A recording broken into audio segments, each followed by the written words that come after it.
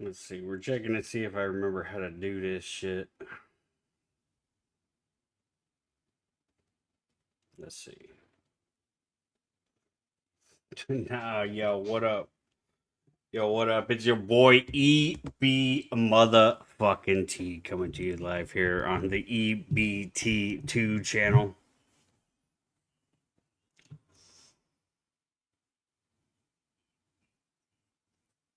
Now I know it's been a minute since we done a stream. I'm not sure if I remember how to do this. Um, and if you guys don't already know, the original EBT channel did get shut down. I started doing a little bit of streaming over on the OOE channel that's outlining our enslavement. Well, that shit got shut down real quick by the YouTube. So that channel is also deleted now. So we're on EBT number 2 channel here.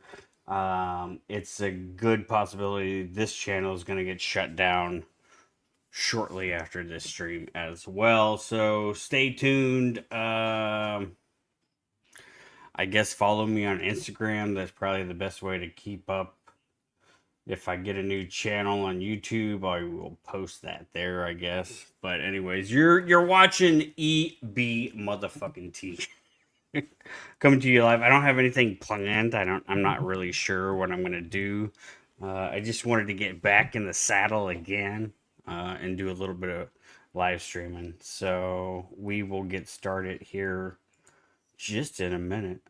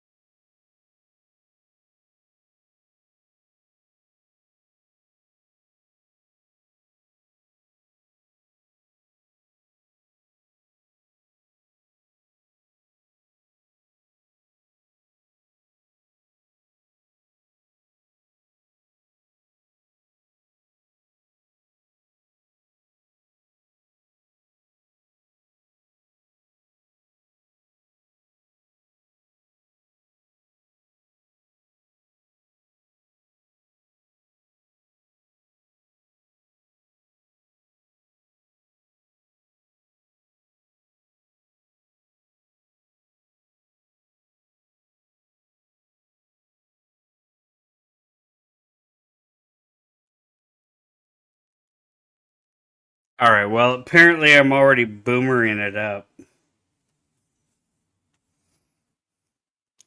Apparently I'm already fucking this shit up.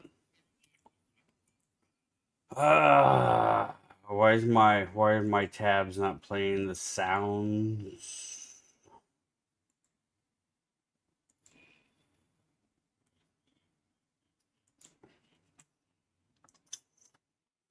All right, stand by. Stand by. Live boomerang in progress.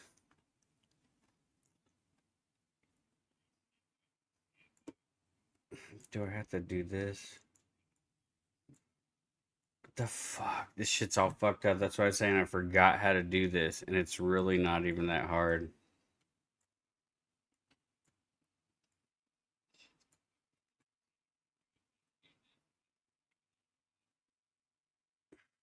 How do you get to the audio for the thing? Why does it do that?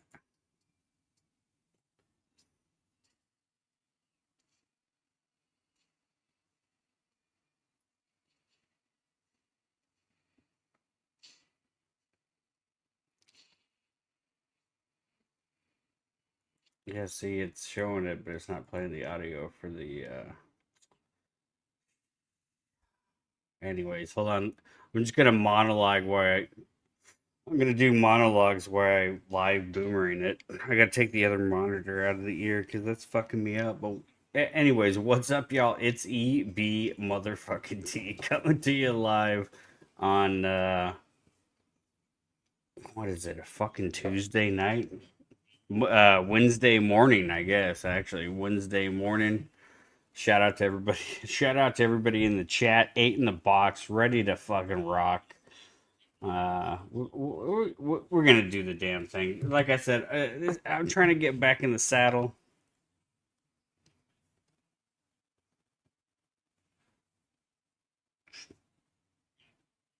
Trying to get back in the saddle. Trying to remember how to do this whole streaming thing here. So bear with me.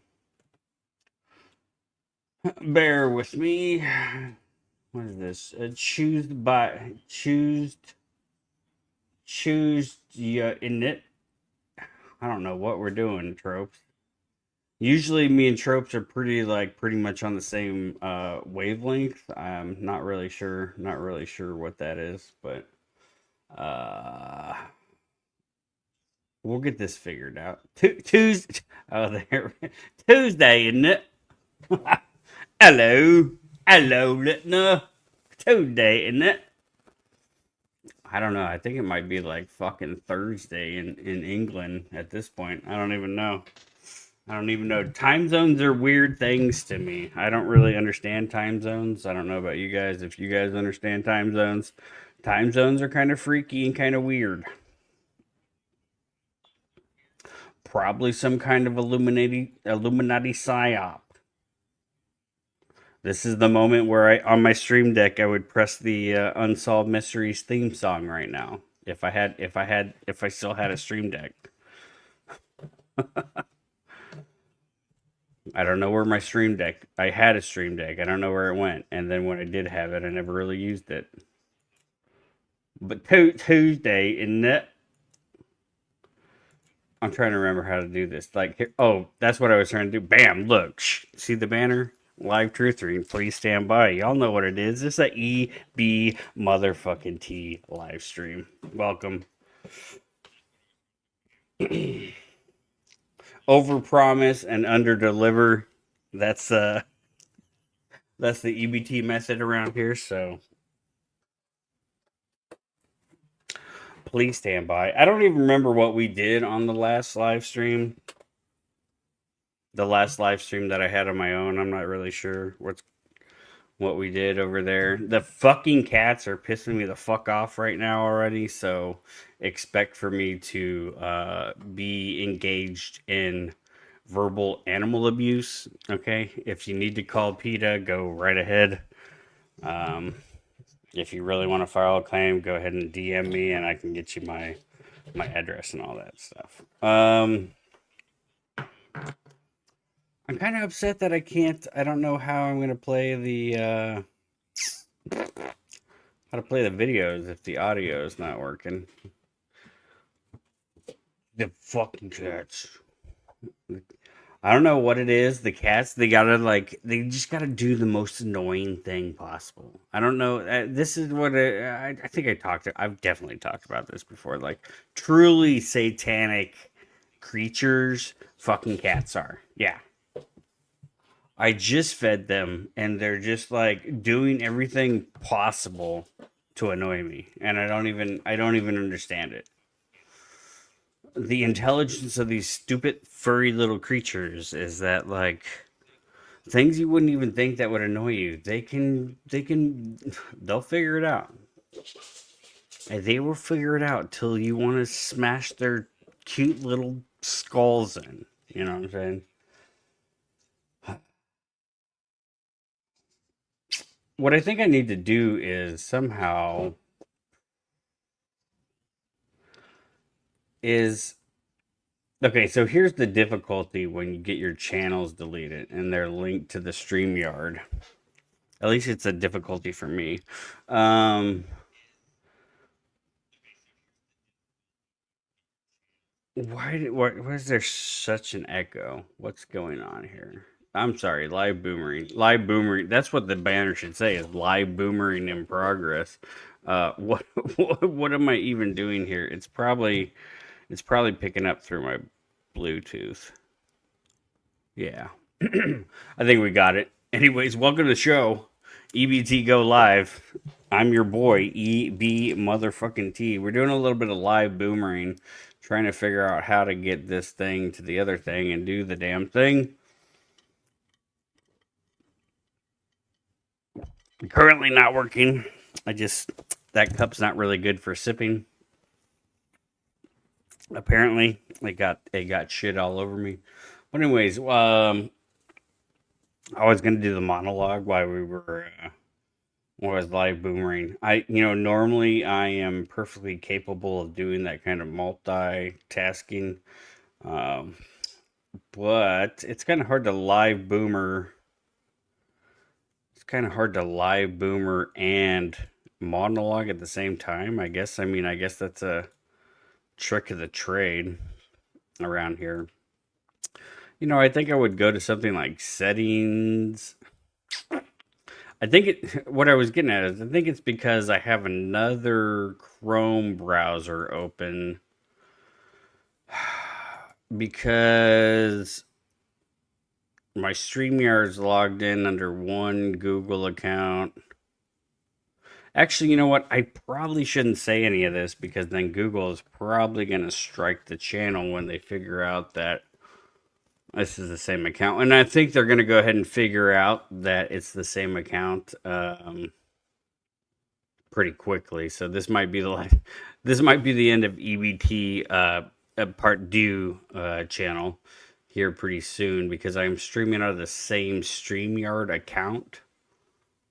But for whatever reason the music doesn't work. I don't know. Maybe I should ask AI agent to solve in background. Is that a thing? I don't know how to do that. I don't know. I don't even know how to do that. Hmm. Hmm.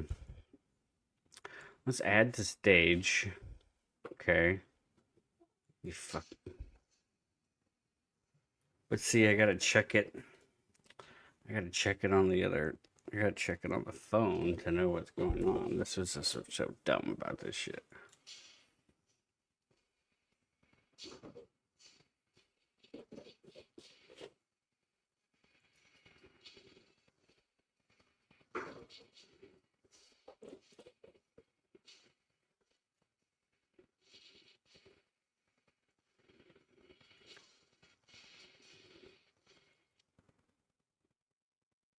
Yeah, see, it doesn't fucking work. Let me try it again. Also share. Oh, okay. Got it.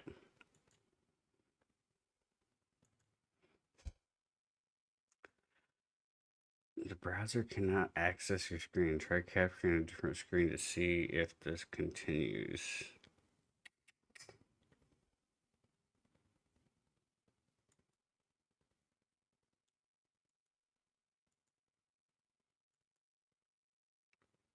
Hmm. See, it's because I'm in different Google accounts. Also share. Let me just try it here.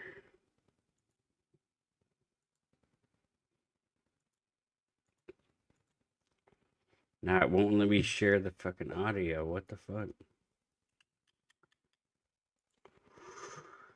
That's really retarded. Anyways, what's up, guys? EB motherfucking T here coming live. Uh, that really makes it difficult if I can't share the screen audio. And I don't want to be I don't want to be one of these one of these uh, one of these broke boy streamers that doesn't have a premium and we have to do ads and stuff. I mean, what's going on here? Yeah. Anyways, like I said, folks, don't expect a whole lot. I'm relearning how to do this, and it'll probably be like this channel will probably go away pretty quickly. But let's shit. Let's try this real quick. Okay, hold on. Let's see if this works.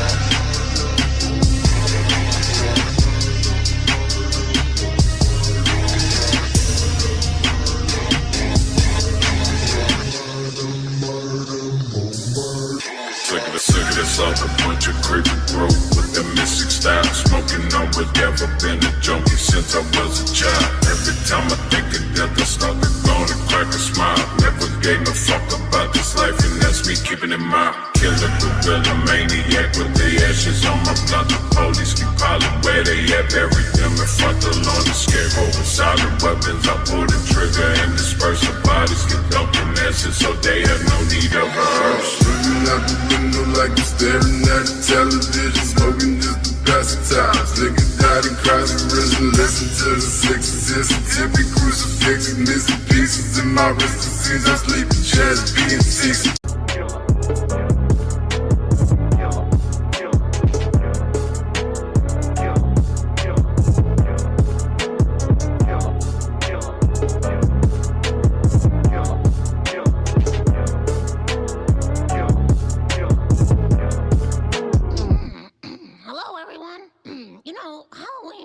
Strange holiday. Personally, I don't understand it.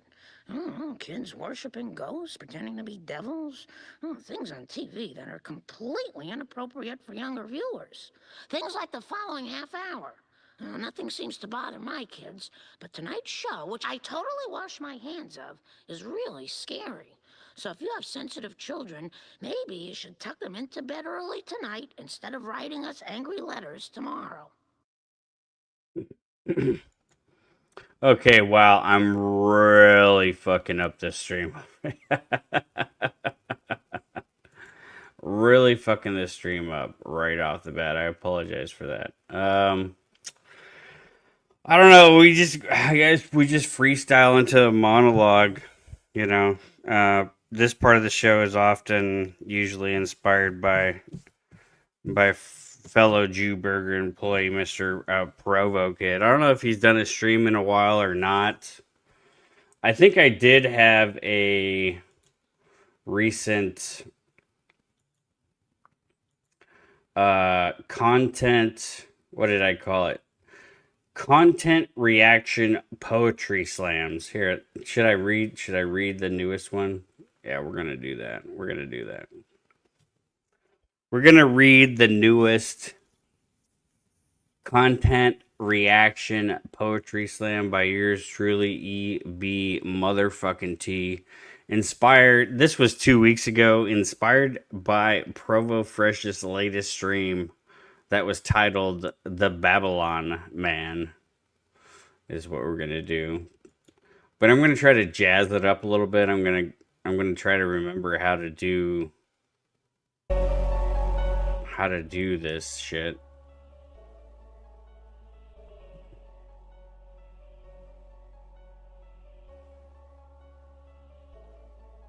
And I'm self-checking myself over here. Yeah, we'll go ahead. Yeah, this is what we're going to do. This is the most recent content poetry slam from yours truly, EB motherfucking T. The Babylon Man. The Babylon Man. Many are preparing for the end, convinced it's just around the bend. Stockpile of spam out back in the shad. But not the Babylon Man. Was the internet killed by the smoky man? All small, any small critique, and you'll surely get a ban. Maybe not a cult, but at least a clan. Was the internet killed by Smoky Man? Nicotine withdrawal, coffers low. Let's meet that super chat goal. Edgelord, blood sports, logic, reason, rhetoric. He's the king of them all. But for terms of service, our knees will fall. Hit the link, make the call. Man just ain't the same since the fall. Did Andrew Wilson kill the internet after all? It's the Babylon Man. Just trust the plan. Deposit the shekels in the pan. Anything for the attention of the Babylon Man. I mean, come on. I mean, that was pretty good, right? You fucking piece of shit fucking cats. Will you go away? Anyways, that was the most recent content reaction poetry slam inspired by at Provo Fresh. Latest stream, that was 2 weeks ago. And I guess that's actually kind of something that I do want to talk about is the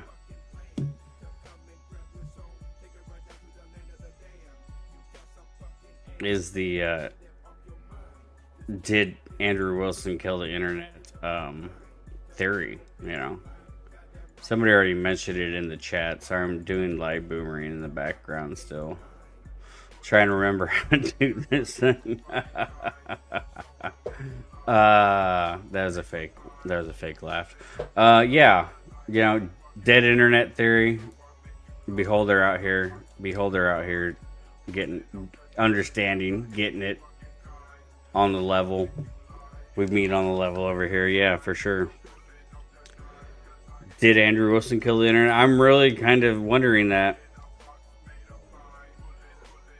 But as always, all my meta level predictions always seem to come true or come to fruition. Whether or not that you know, when you see that happen over time, when you kind of put stuff out into the ether, right? And then you see things come back to you through the ether, right? It's that kind of experimenting with that kind of stuff that really makes you kind of open your mind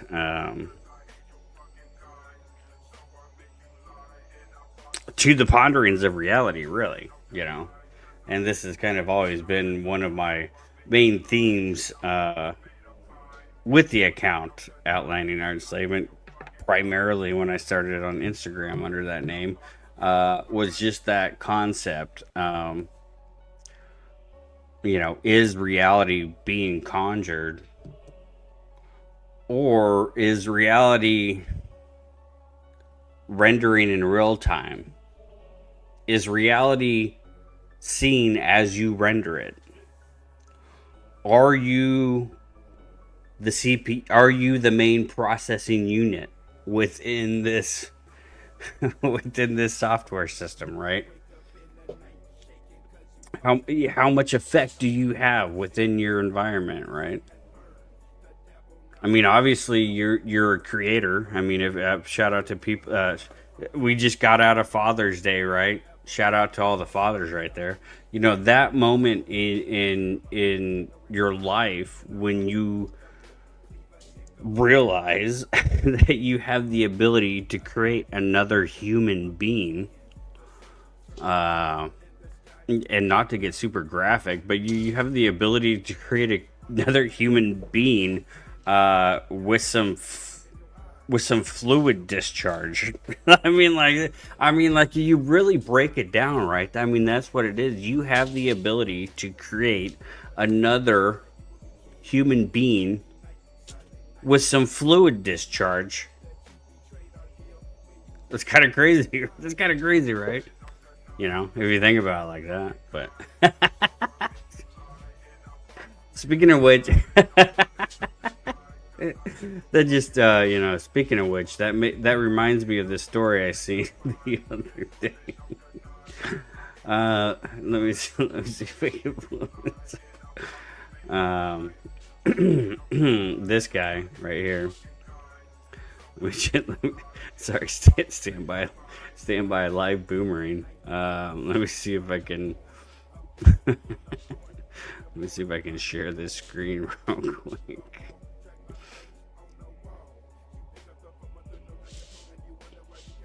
This guy right here. After 30 years of squirting semen on women in public, this man is headed to state prison. Yo.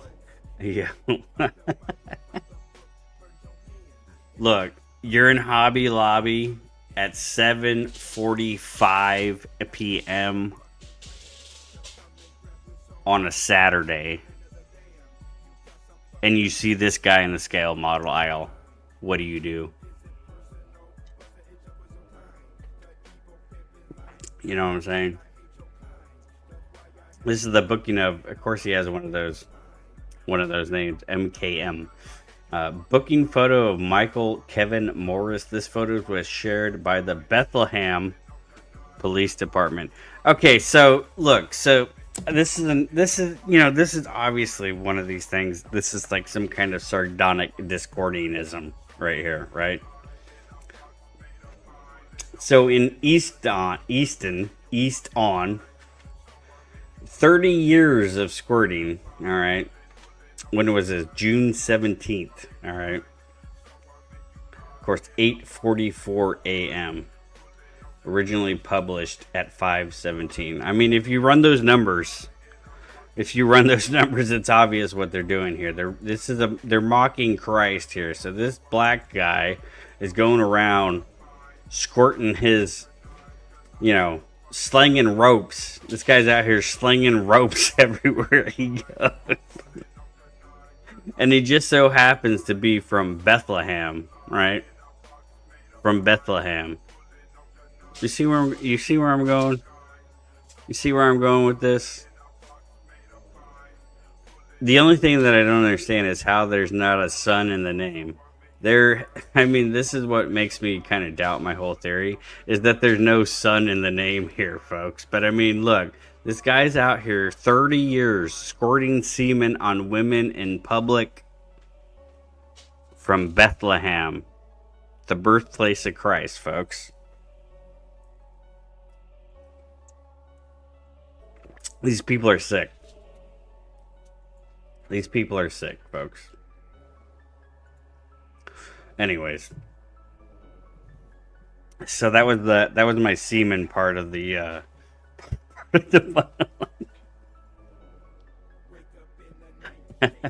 no, but I mean, isn't it crazy though? I mean, when you realize that, like you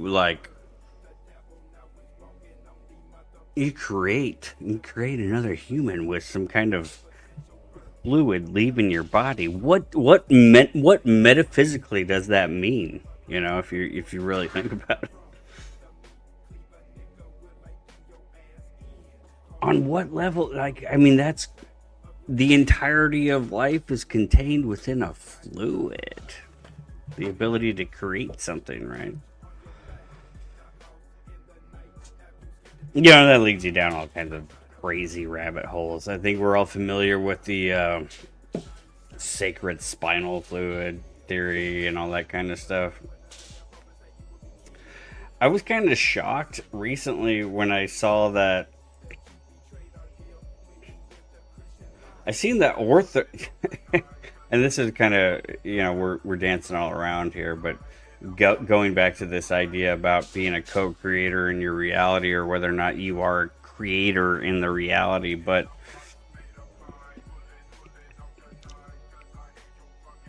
kind of developing metas, putting them out into the ether and seeing if they kind of affect a zeitgeist, and then you get responses back, you know. One of the big ones recently for me was like one of the last streams that I did on OOE was apologetics kayfabe, and ever since that stream we've been really popping off with this apologetics kayfabe nonsense, particularly with the Ortho Bros and the Evangeli Bros has been really popping off. And I didn't know if I wanted to make this an apologetics kayfabe live stream. I don't think so. Right now, I just want to murder these stupid fucking cats that are out here fucking with all this shit on the ground right now. I just want to drop kick. I want to drop kick both of them.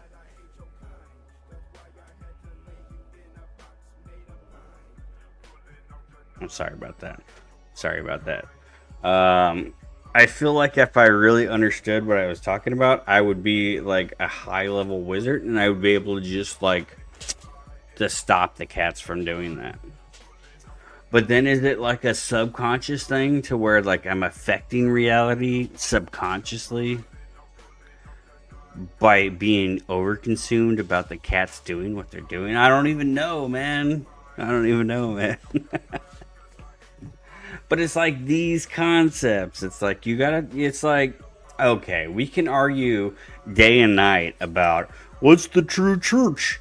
What is the true church? Who gave you the canon of scripture? And what's your epistemological justification of that? And you're using a Thomas reasoning, and we work in a theonomistic blah blah blah. Shut the fuck up. I mean, like, why are we not talking about the deeper thing, the real metaphysical things, and not the woo-woo?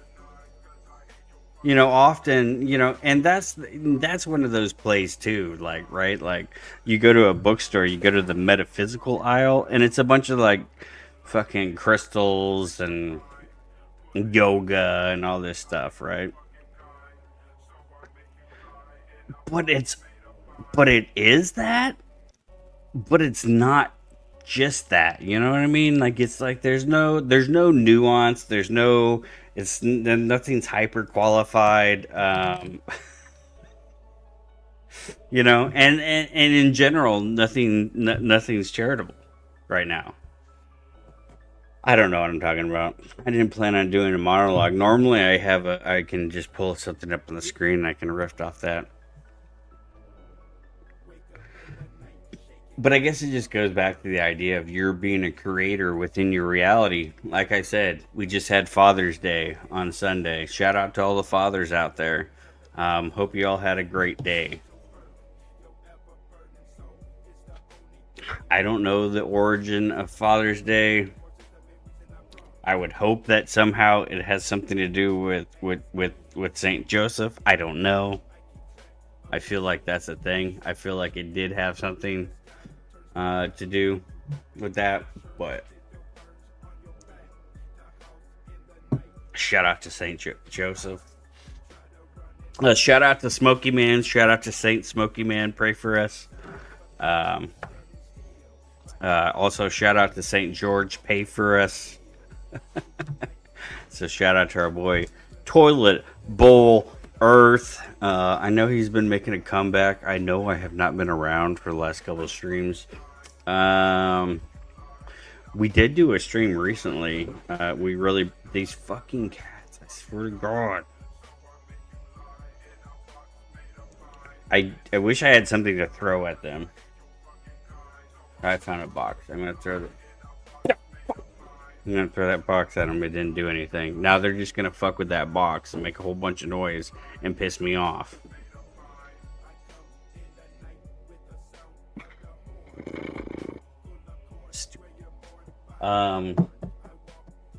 It's just the one cat. It's the male cat. I just seen the female cat's right here, and she's just chilling. She's just chilling, not doing anything. It's a little dickhead down there. I don't know. He's out here. He's out here using his force doctrine. This is the problem with society. Is the force doctrine. You know, Federer's right. Force doctrine is real. And I think we need to do something about force doctrine, right? I mean, wouldn't that be the most logical response in the idea? If force doctrine is just a description of reality, would not the prescription have something to do with reducing said force doctrine? This fucking cat right now is like going ape shit on a fucking pool noodle for some reason that happens to be on the floor over there because the kids probably left it there. Anyways, back to the topic. Father's Day. Shout out to all the fathers out there. Shout out to the chat. 13 in a box, ready to rock. It's EB motherfucking T. We got some old heads up in the chat. Some long-time listeners. Namaste the fuck away up here. Y'all know who that is. We got Snow. We got our beautiful ladies up in here in the chat tonight. Of course, we got Beholder and we got Tropes. And of course, we got Sideways Stewie up in here. Thank you all for joining the stream. Like I said, I'm just trying to relearn how to do this whole thing. It's all screwed up because like all my accounts were associated with the deleted channel and the StreamYard, and then it's just like, you know, I saw the meme the other day. It's like the human soul was just never designed to keep this many passwords or some shit like that.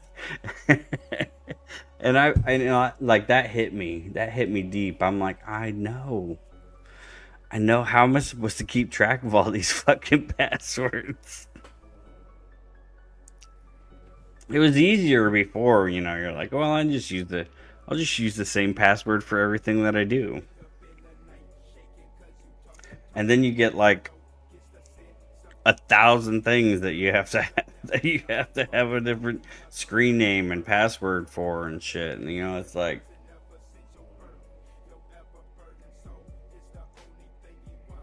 and then when you lose an account, and then you have to go through another another account. Like, I shouldn't be saying any of these things because I know that the AI algorithm is listening to this stuff, and it's like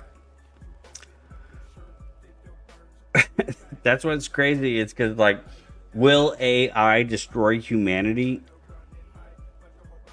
Yes, but not in like a very not in a very cool way. Will AI destroy humanity? Not in like some crazy humanoid robots all of a sudden reach consciousness and they all decide to turn on humanity in some kind of epic like cyborg versus human battle. No, it's the opposite because humans are going to put way too much trust in the idiotic fucking AI systems, build giant fucking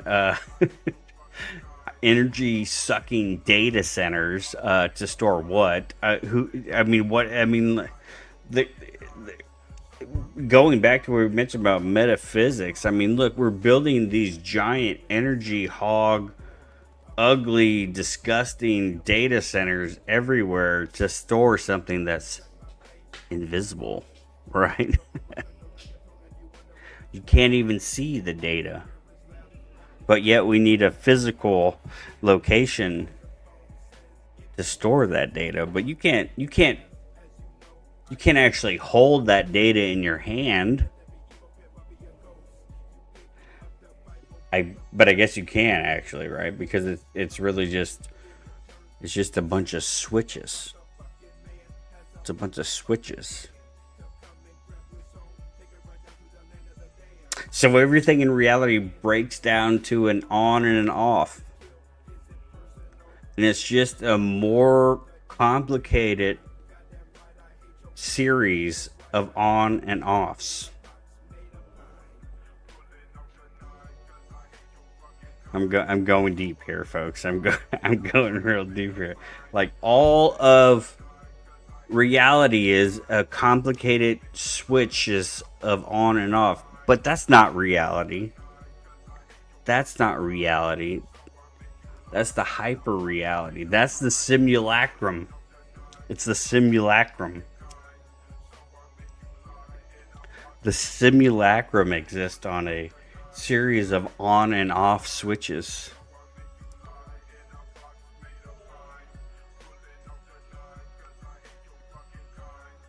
I'm coming to you right now live on this screen. EB motherfucking T coming through you live via trillions. Probably numbers that's bigger than trillions. I don't even what's after a trillion. Who knows? I don't remember what the fuck comes after a trillion. Switches.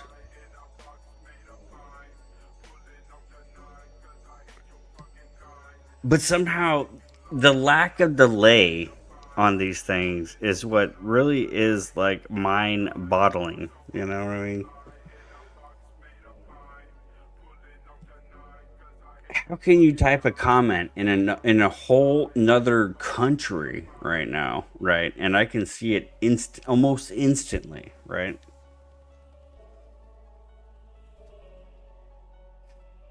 That shouldn't even be possible. That shouldn't even be what we're doing right now should not even be possible.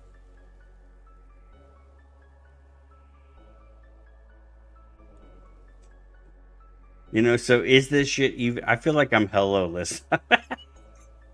I feel like I'm doing a hello listener right now. Maybe that guy stole his monologue techniques from me. I don't know.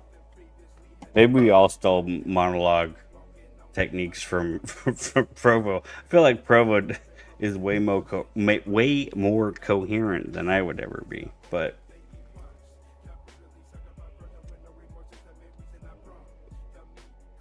maybe not. Maybe Provo Kid is just a figment of my imagination.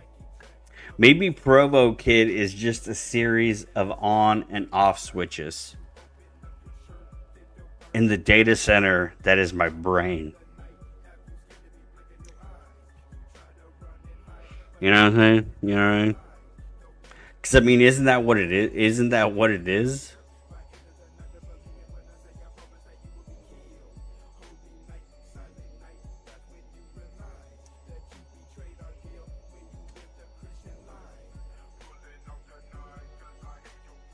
It's a whole bunch of on and off switches. But even those on and off switches, they need fluid.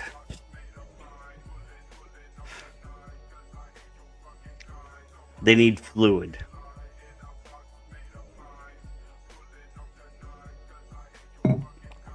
Just like the data centers need a fluid. Just like the nuclear power plants need a fluid.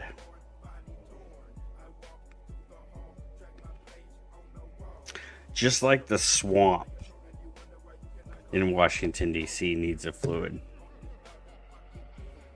For those on and off switches to function, there needs to be a fluid flowing. For you to be a creator in this world, you create via a fluid.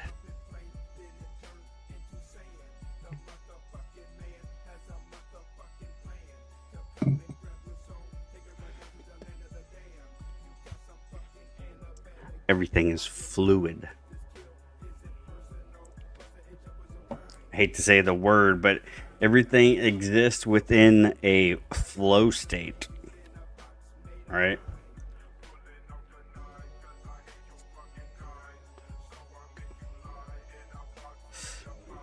See, this guy gets it.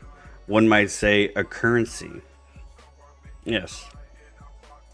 There's an ebb and a flow. There's an on and an off, right?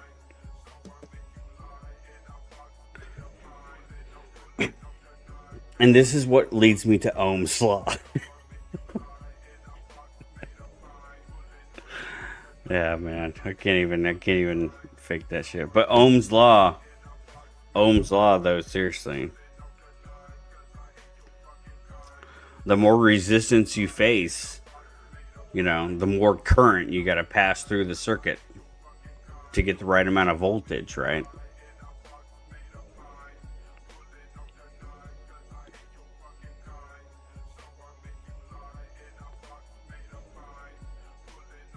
If you think about it, I mean, it makes a lot of sense metaphysically, right?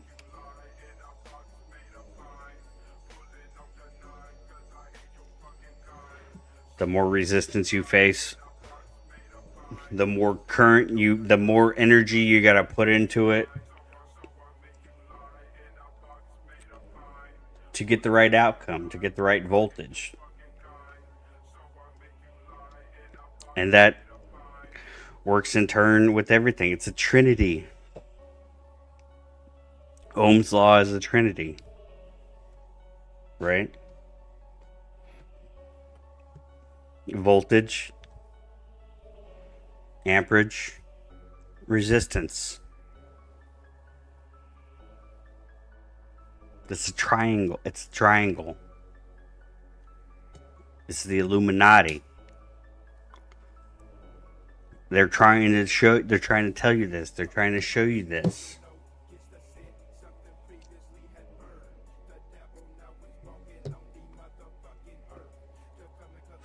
Yo, what up? JD. I don't know who you is, dog. I don't know who the JD is, dog, but happy Father's Day. No homo. Salute, for sure. Happy Father's Day. Happy belated Father's Day to all those fools out there that released some fluid and created new human beings in our existence.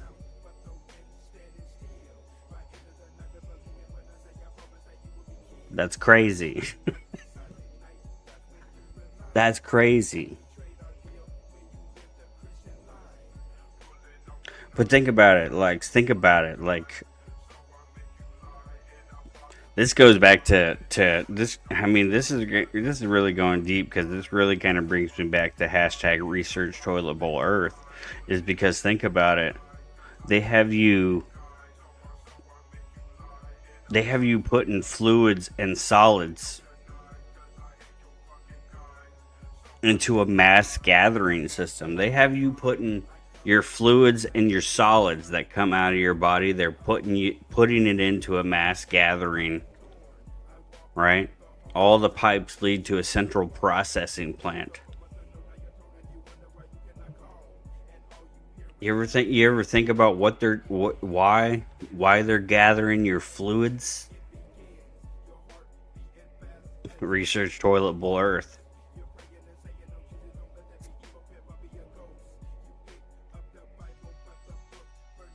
You know, we're told to think that like India is backwards and disgusting and uncivilized and disgusting people, these brown people out here just pooping and pissing wherever they want to poop and piss at. But no, they actually understand it. They're saying, no, Satan.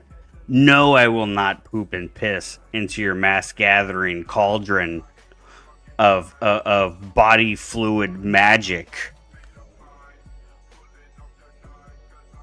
I will not participate. I will not participate in your magical spell of your poop and piss gathering millions of people's poop and piss, their fluids from their bodies intermixing and intermingling, and then adding other chemicals and the witch's cauldron of poop and piss that is the public sanitation system. The Indians understand it. They know.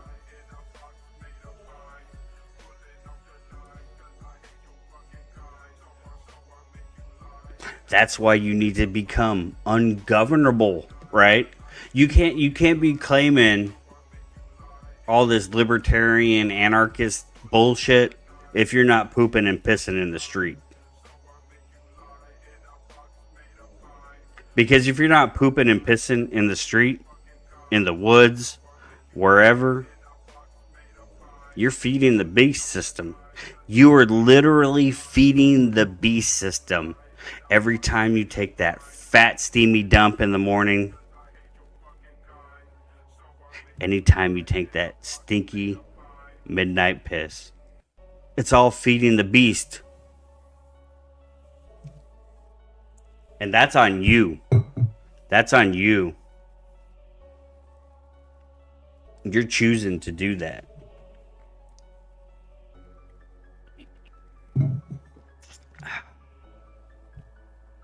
Why do you think India is so ahead in information technology and all that stuff? These people aren't dumb. These people aren't backwards and uncivilized. They're just more advanced. They're just more advanced. And your Western mind can't possibly understand this concept. You can't possibly understand the concept that pooping and pissing wherever you want to poop and piss is actually more advanced than your white porcelain throne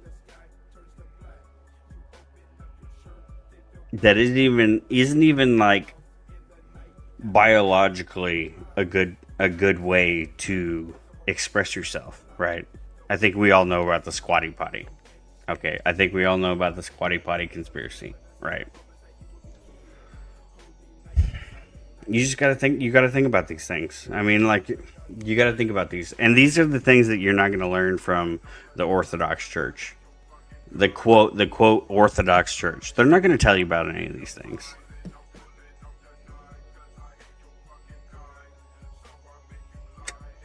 Why do you think India? Why do you think the billions of people in the East are not Christian? They already got it figured out.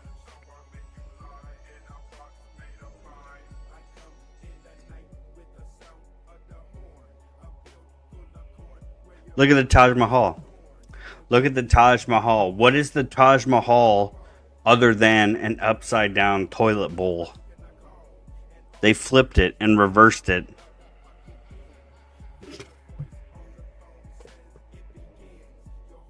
They flipped it and reversed it on Satan. And we're over here judging them like, oh, look at this Pajit slop. Look at this Pajit slop. This is so terrible. Look at these people shitting in the streets. Oh, we're so much better than that. We're so much better than that. We poop in porcelain white thrones. Oh my god.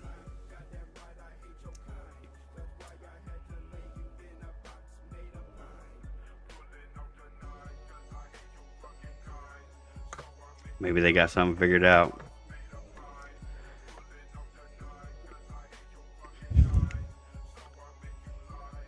I mean, just think about it, right? I mean, just think about it. I mean, from the same exit hole from your body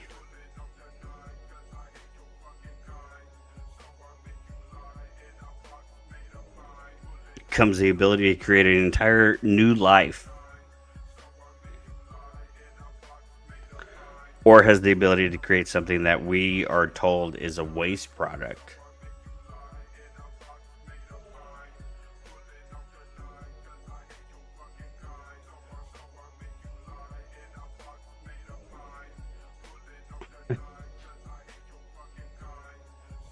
It shouldn't be a waste product. It shouldn't be a waste product. It should be something that's benefiting life in general. But no, what do? They gather it. They gather it in their porcelain thrones. It flows through their lead pipes. This is alchemy. This is literally alchemy, folks. Look. The whole entire Western plumbing system is one giant alchemical experiment.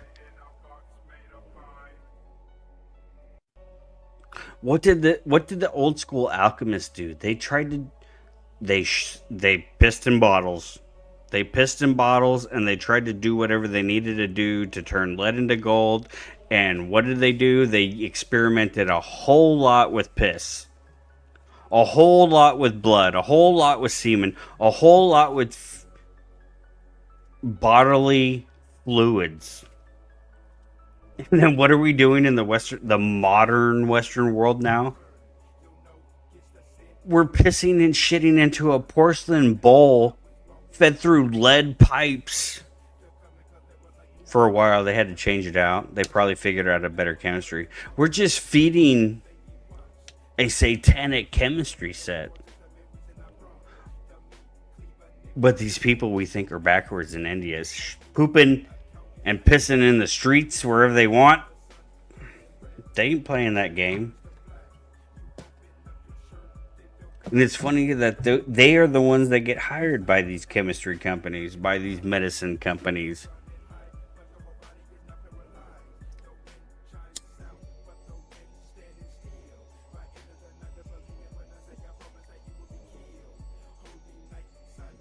You think they're just out here gathering your piss and your shit and cleaning it and properly disposing of your poop and shit? You think they're just doing that because they're like you know, there's some benevolent force out here that's, oh yes, please allow me to give you this white porcelain throne here in this private little room that you can go whenever you want to go, and deposit your fluids into this white porcelain throne, and don't worry about where it goes. We'll take care of it. Just give all your fluids to us and we'll take care of it, because we love you and respect you, right? I mean, I was born at night, but not last night. There ain't no way that somebody is just like, hey, I'm gonna go ahead and just because I love you, I don't even know you, but I love you. I'm gonna go ahead and drop this pipeline right through your neighborhood. If you want to have a house here, like, we can branch off the pipe. And let me tell you, if you ever need to drain the lizard or fucking drop the drop the kids off to the pool, if you know what I mean. Just go ahead. You go right into this line. We're just gonna put it here. Go right into this line, and we'll take care of that. We're gonna take care of all that for you. Don't worry about it. We got it. We got it. We got it. Yeah. Are you kidding me? Are you serious right now?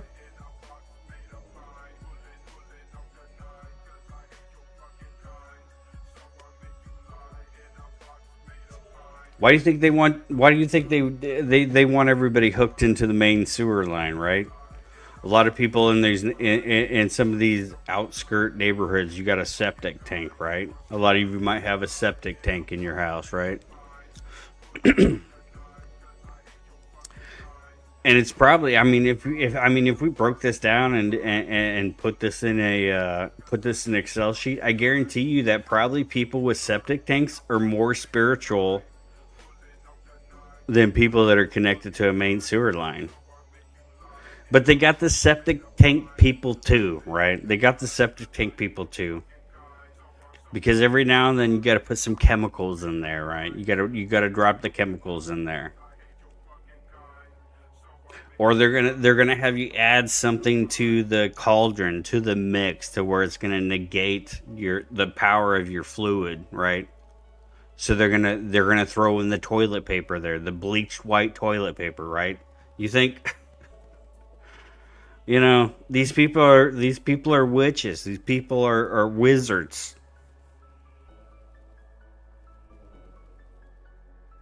They got you tricked, deceived. You got a witch's bowl in your bathroom. You've got the witch's cauldron in your bathroom.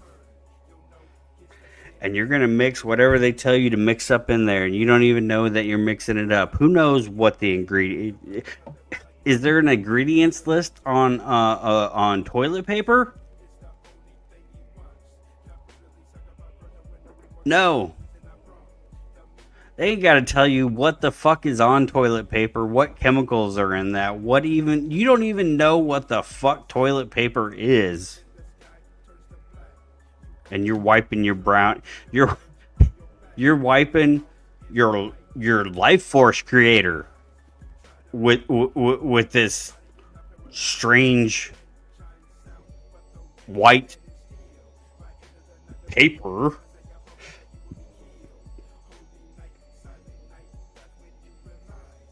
And we're told for literal millennium, people couldn't read or write because they didn't have easy access to any form of something like paper.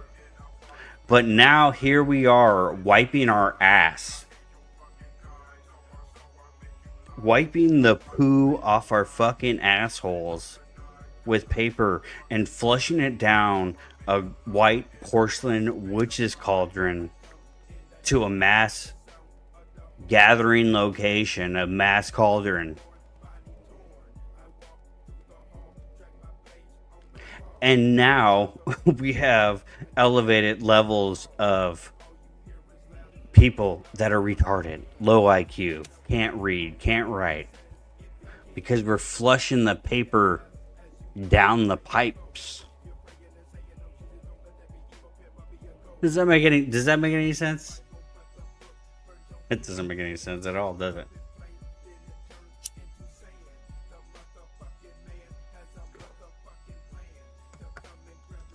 What did Christ say? It's not what maybe it wasn't Christ, maybe it was Paul. I don't know. It was Paul. What did Paul say? Or was it Christ? I don't know. It's not what goes into a man's mouth that defiles. It was Christ, right? I don't know. Catholic. We don't read the Bible. There's something in there about it's not what goes into a man's mouth that defiles him, but what comes out.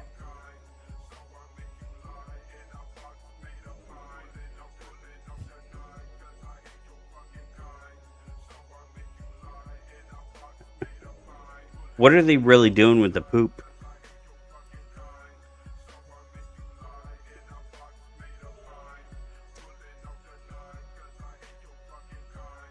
What are they really doing with the poop? Now you're not gonna find anybody out, and you're not gonna find anybody else out here talking about this like I'm talking about this, and I can guarantee you this channel is gonna be shut down almost immediately. Big poop got us in a chokehold. It's true.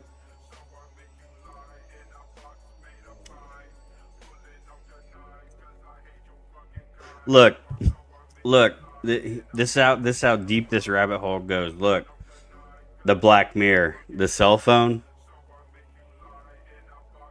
Once you understand big poop, they invented this device. They invented this device just so that you would spend more time on the toilet. The smartphone was invented to make you spend more time on the toilet. Think about that.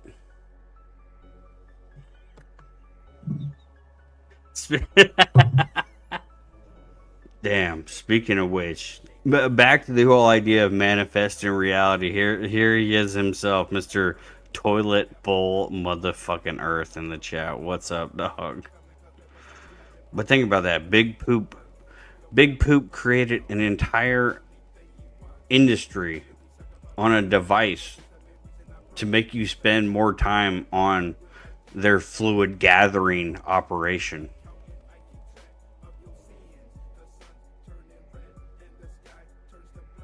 And even things as big as like Big Mayo. Big Mayo just feeds into Big Toilet.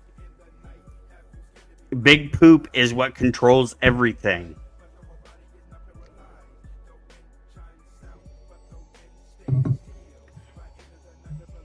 It literally is the end to a means. Do you get it? Do you understand what I'm telling you?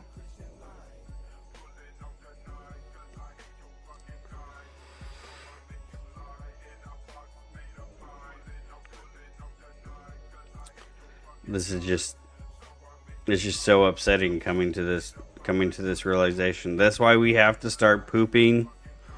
We have to start pooping and pissing wherever we want.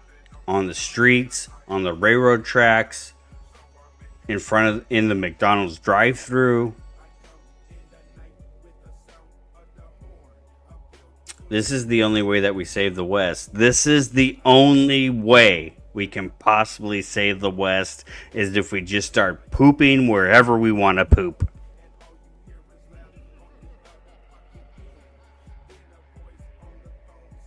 Where in the Bible does it tell you that a man needs to poop into a central gathering processing unit? Nowhere. Nowhere does it say that in God's word, that you need to poop in this white porcelain throne.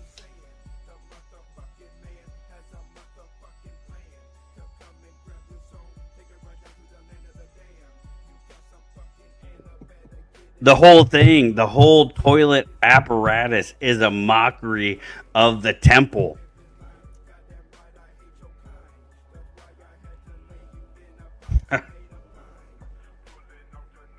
You've got the waters behind the veil. You know, the lid literally is the veil opening up the Holy of Holies. Come on now. These people are sick.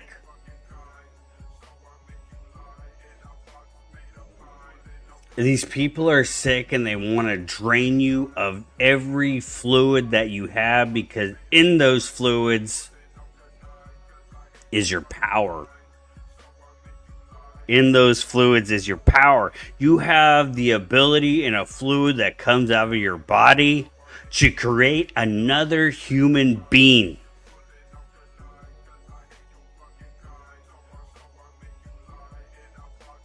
And you think this other fluid that comes out of your body, you think it's a waste product.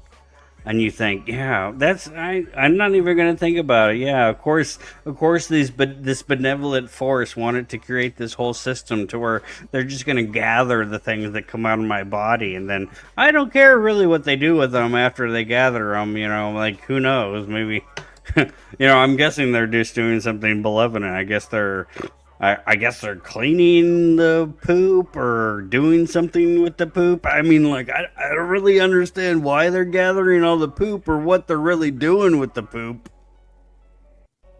and the piss. And then all the other things that go into the.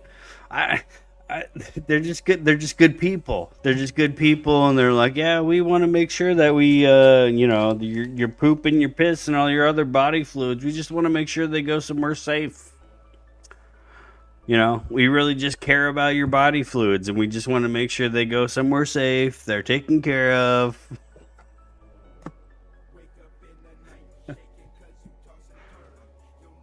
A large, yeah, exactly, research toilet bowl Earth.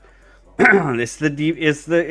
I mean, there's no other theory. It is the theory. If there is a master conspiracy theory that makes sense of everything, it is only toilet bowl Earth.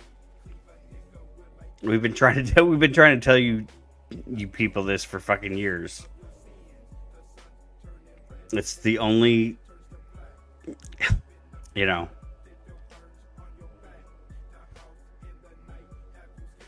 I mean, we almost need to make a transcendental argument for toilet bowl Earth at this point, because I mean, it really is the only epistemic grounding that you can find metaphysically that's going to lead you to the proper ontology. I mean, it's just facts. And the fact that probably of the 16 people listening to this right now, at least 7 of you are on the toilet right now. Shout out to everybody in the chat. Let me get a 1 if you're in the toilet. Let me get a 1 if you're on the toilet right now.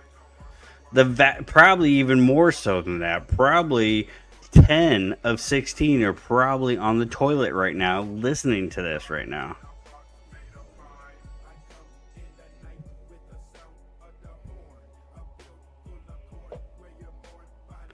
I see a lot of things popping up in the chat about Bill Gates, right?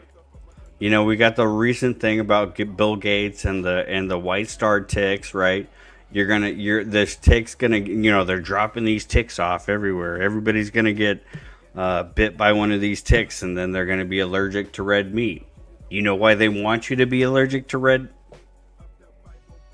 Actually, okay, this is not gonna work into my theory. That's actually, no, we'll flip it and reverse it.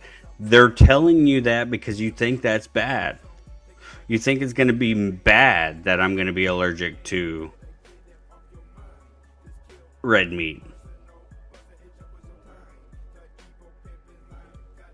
So they're scaring you because we all know that if you eat a lot of red meat, you don't poop. You sometimes you get constipated, right? It's a double reverse psyop. Textbook double reverse psyop.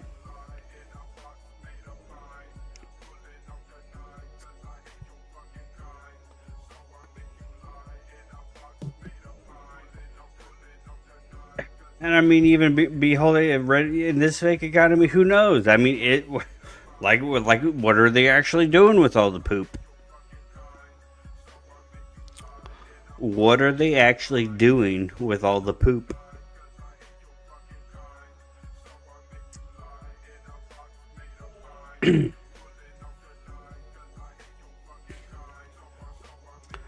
I think it's curious, in my profession, in the industry that I work in, I often have to go to very large landfills,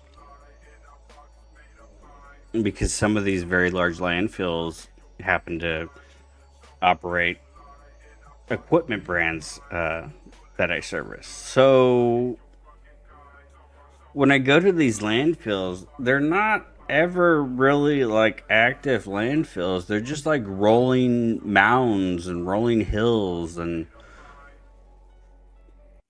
you gotta drive here you're entering the landfill, but like you gotta drive somewhat forever to get to where it's actually like just like a whole bunch of trash. Really, it just seems like it's a mound site. There's just rolling mounds, rolling hills. You drive off to some fantasy land where they dump the trash. I don't know.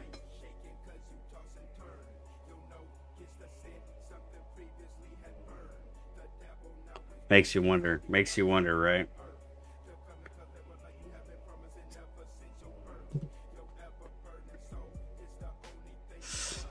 JD out here saying a professional forklift operator.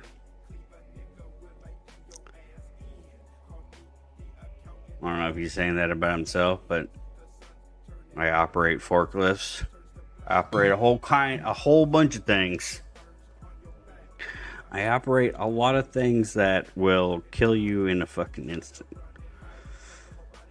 And are terrifying to run.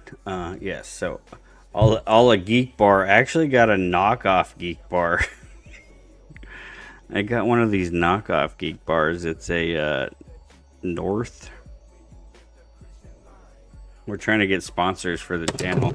It's a North Stellar. And they have like the same flavor brands as Geek Bar. It's all right. I think it actually is a little bit better than a Geek Bar.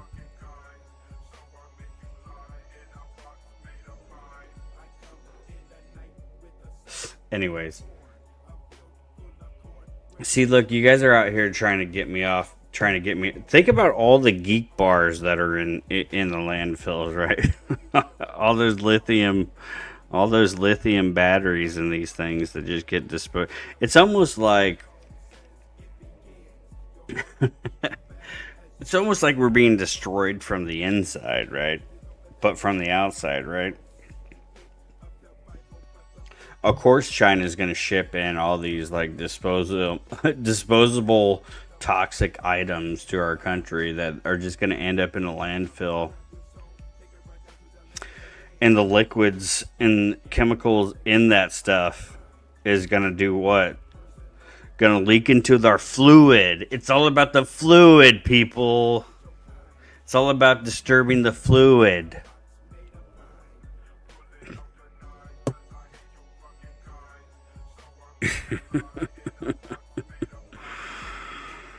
Do you think a data center really needs water? What do you think the data center really needs the water for? It needs the fluid. Think about it, people.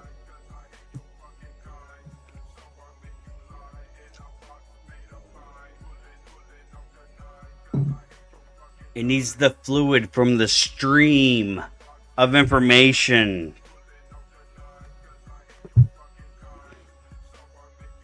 It needs the current, the currency.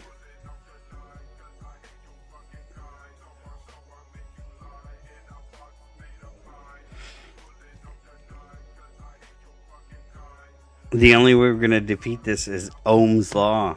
Ohm's law. We got to put up as much resistance as we can.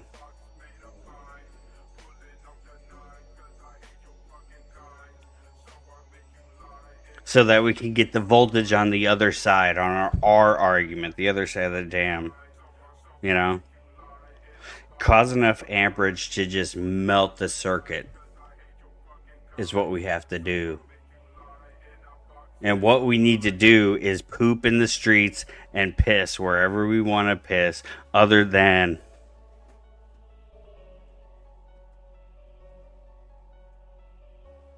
that disgusting white bowl that calls you every day to sit upon it, to venerate it, and to stare into your black scrying mirror. We have to get away from that. That's the only way that we win. Anyways, welcome to the show. This is EBT motherfucking D. We're doing a little bit of a monologue. And you know, we were doing a little bit of live boomerang earlier. I wanted to post the fucking link. I can't post the link in the chat. It fucking fucks me up if I try to post the link in the chat. It says you can't do that, sir. You can't do that, sir. You cannot post a link here, sir.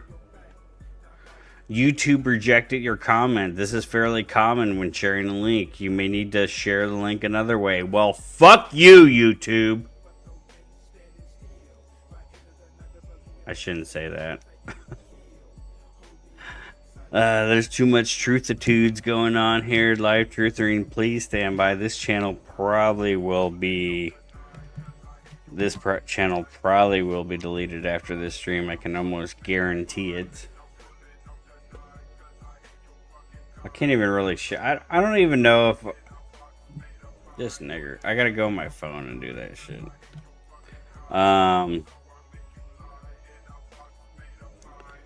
I can unplug my phone now. Super chat's charging. It's 94%. Let's see here. Let's make some mods up in here. Let's pull an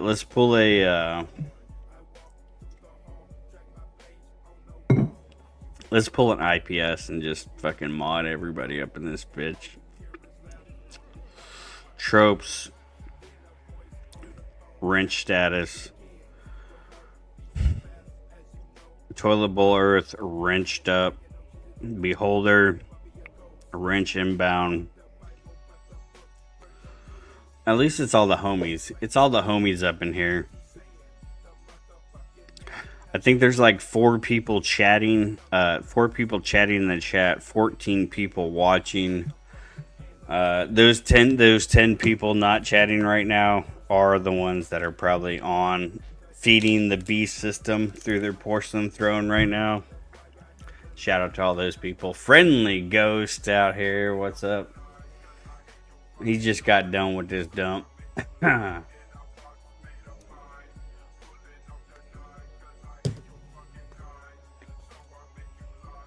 See, we're changing. We're winning hearts and minds out here, folks. We've already got one person convinced here.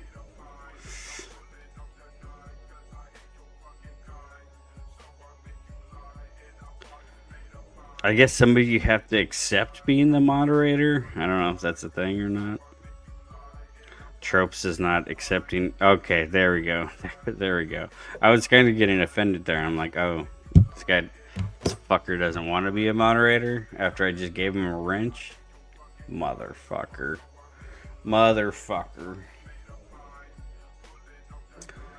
Alright, I guess we'll continue on the monologue. I recently went to Boston. I had a work trip. I had to go to Boston for some training on DARPA spiders. I had to get qualified on the new models of DARPA spiders coming out. By the way, we're fucked. And then I ended up getting stuck in Boston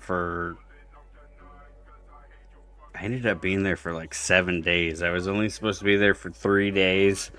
My flight was scheduled, and then there was a bunch of storms out here in Chicago, and all the flights got canceled. So I ended up having to spend a bunch of extra time in Boston. What a terrible fucking city Boston is. I always thought it would be a cool place to go. You know, I'm kind of a history buff, American history guy, all history in general, but like particularly American history. I thought it would be a cool place to go. Boston, yeah, Boston fucking sucks. Boston is a terrible fucking city. Like, I never want to go back to Boston ever again.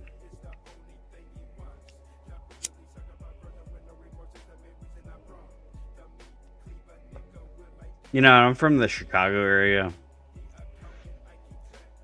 Not from, I mean, I live in the Chicago area currently, and I have for many years. And I understand traffic, but fucking traffic in Boston is ridiculous. You got all these bridges and tunnels, and you can't really walk anywhere because it's just a terrible shit. And there's really not that much history there. We went downtown one night. We went to all the like old taverns and shit, which were totally lame. Totally lame. I went to the oldest operating bar in America, which was lame as fuck. And right next to all those like super ancient bars that I guess like the founding fathers were at, drinking Samuel Adams or some shit, there's a Holocaust memorial. There's a Holocaust memorial. Maybe I can get that clip on here. I can search the bowl. That's That's hilarious. I renamed the Discord server to the bowl, and then I just noticed this. I'm trying to search in this. You can it says search the bowl.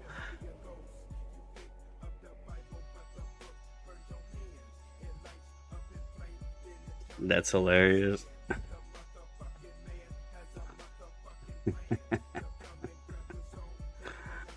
Anyways.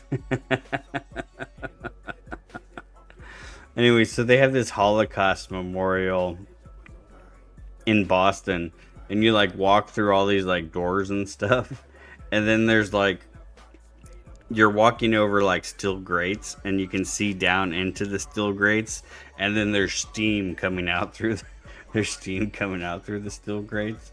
And the guys that I were with, and I had only known these guys for like a couple hours. Like it was the first day of the certification class or whatever, and like the company takes you out to dinner or whatever, and then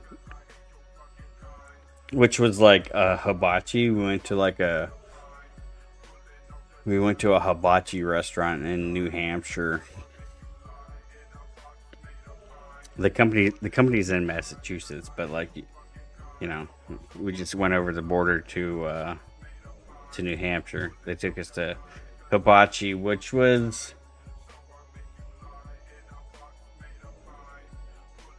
I think going to like the hibachi restaurants is like hella cringe.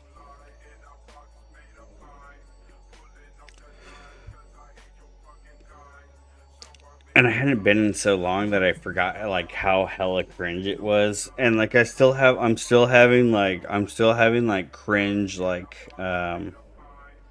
cringe after, you know, when you randomly dwell on like some like cringe thing that you did or whatever. You know, like the regret. So there's like a part like, so you know, it's like the hibachi, like you sit around like the big like hot, the like what the fuck is it, you know, like the big fucking hot plate or whatever it is or whatever, and then the Japanese chef comes out and he's doing all the stupid like flip things with the fucking spatulas and all that shit, right? And then but like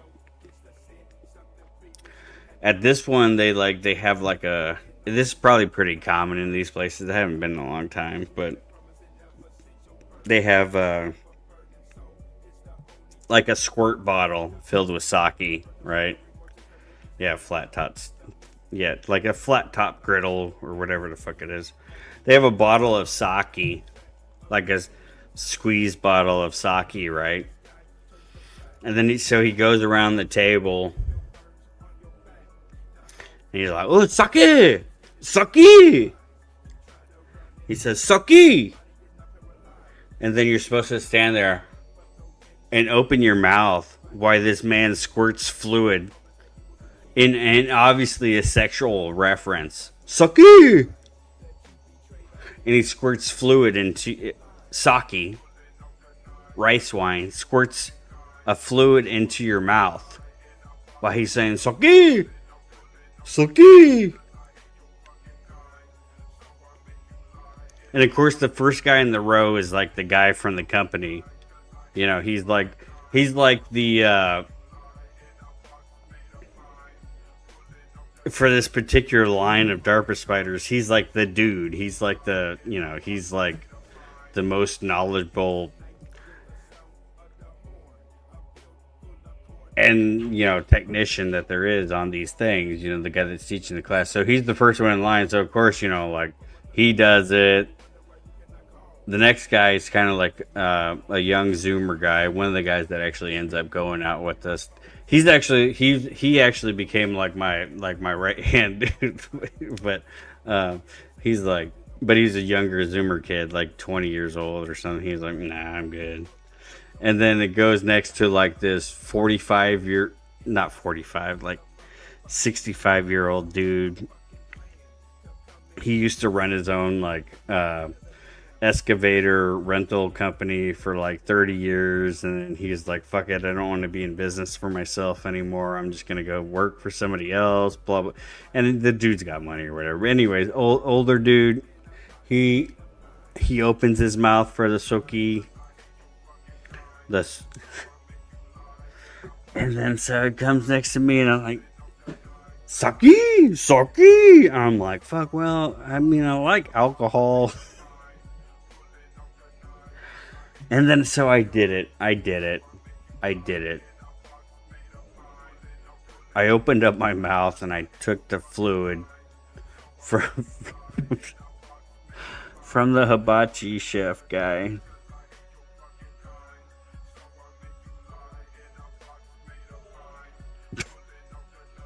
I did it.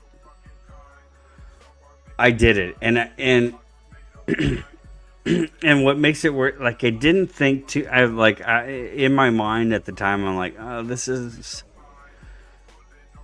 and like, so like, I was like the fourth guy in line going around the table, and then there was like another like 6 other guys like after me, right? And then so like, as I'm getting the sake sprayed into my mouth, into the back of my throat, I look to the other, there's another, like, grill table with another party, and it's like this young white girl, pretty attractive young white girl that's there with this, like, probably 50-year-old Japanese guy.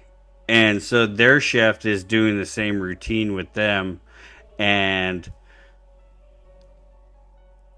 out of my eye, I'm looking at what's going on when he's spraying it into that girl's, and this girl is going full and she's doing the whole, she's understanding the bit, and I didn't quite really grasp the bit until like, this is happening actually while it's going down my throat, really, in the proper timeline, and I'm looking at her, who's clearly a prostitute. And she's doing the whole tongue out, eyes crossed, give it to me, daddy. While it's going down my throat. Instant regret. And then so I'm like, I cut him off, I'm like, I'm good.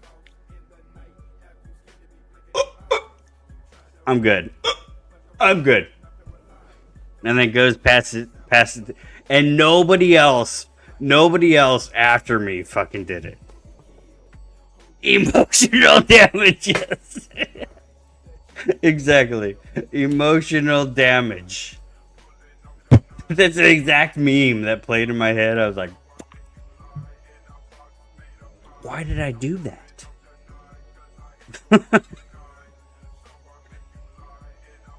Like, it's a thing when you go on like these like when you go on these like training trips, like, it's like, and you meet like in my industry, when you meet like the like the manufacturers people, right? And then they like, it's almost like they give it to you as an option, like, oh yeah, you can come out, we're gonna buy you dinner tonight, like, anybody's welcome to come, like. And then they kind of ask, like, who's gonna come out to dinner? And then a lot of people are like, oh no, I'll pass. But like, in my company, like, you have to go out to the dinner when the company offers you to go out to dinner. You need to go out to dinner and you need to drink alcohol with the people from the company that are offering you alcohol. Like, you need to do that because that's how you form the bond, you know. Like, so when you need something in the future, you know, it's like, oh yeah, I drank beers with that guy or whatever. But this situation was like, yeah, I got bukkakied with this guy or something. I don't know. You know, no.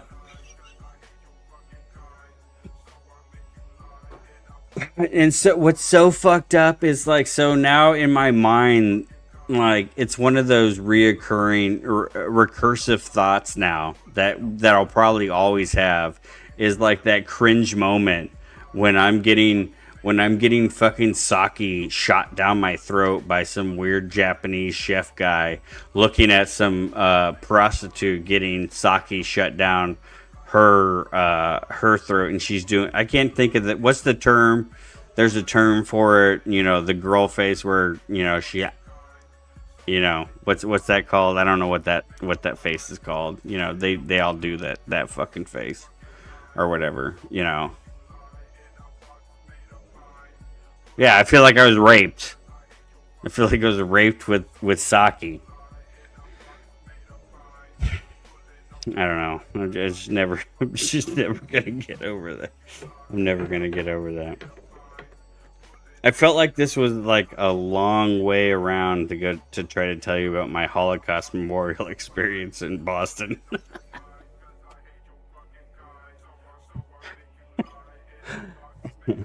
So anyway, so like a couple of guys that went out to dinner that first night, like I started talking to the Zoomer kid, and we became pretty close. And it turns out that like he asked me for a ride back from the thing because he ended up getting an Uber to the restaurant from the hotel or whatever. And the company, like the company that we were training for, they paid for our hotel and everything. So, but I guess he came with his boss, and like they only got one rental car, whatever. So he got a lift, and his boss didn't go to that first dinner, and then he got a lift. He was like, "Hey, can you give me a ride back to the hotel?" But he was saying, "Well, you know, the night before I went downtown Boston. I went to you know, all the old bars or whatever." And I'm like, "Fuck yeah, I want to do that. Like, I want to go downtown Boston in the middle of the night." And, you know, I think, well, this is a old ass town. You know, this is one of the first towns in America. Like, it's got to be filled with history. It'll be awesome time or whatever. But then we got hijacked by these by these two dudes, these two other younger guys, but they weren't like, they were probably like 28, 30. They kind of joined in our clique, but then they were also attached with that one guy that was next to me, like the 60-some-year-old guy, Frank. He's also the one that got the bukkake shot at the at the thing. And then so they're like, yeah, we'll hang out with you. Like, why don't we go to this? There's this rooftop bar over here in New Hampshire that's supposed to be popping or whatever. I'm like, okay, whatever. Yeah, we'll go to this rooftop bar or whatever. So we go to this rooftop bar in I don't even know the name of it. It's some place in New Hampshire. It's like the first town over the border in New Hampshire from Massachusetts. Can't remember the name of it, but so we go there, and I don't know what it is about guys from Bobcat dealerships, but they always have Bobcat has to be some kind of money laundering fucking thing or whatever, but like these dudes had fucking money. So they ended up, we stayed there for a couple hours, and they paid for all of our drinks. The Bobcat guys did, and me and the younger Zoomer kid were like, they were gonna call it a night. And we're like, nah, we're gonna go downtown Boston. I had rented a. Shout out to Sixt. If you guys don't know about this rental car company, I'm gonna put it in here in the chat. It's called SIXT, Sixt Rental.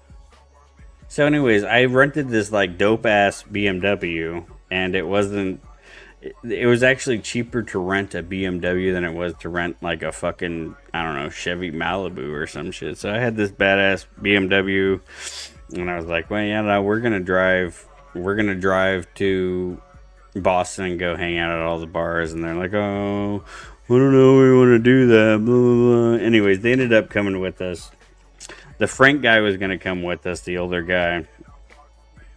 That's probably would have been the best situation, because by the time we were about to leave the rooftop bar, this guy was hitting on anything, any split tail at the bar, and it was hilarious.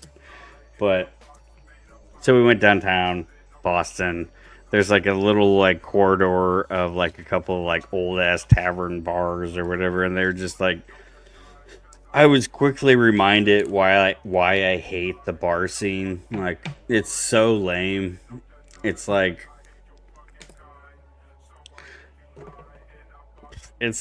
ones and twos, karaoke singing, and I don't know. It's just, bars suck. It was also the summer. It was like a Tuesday night.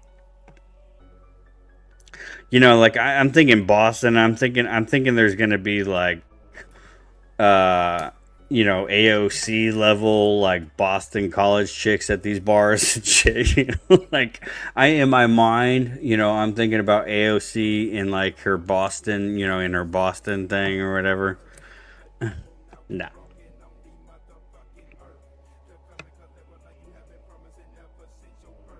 And you know, like, the whole time that I'm in Boston, I think only twice did I hear like an actual Boston accent.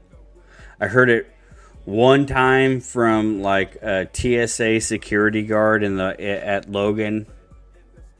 That's Boston's airport.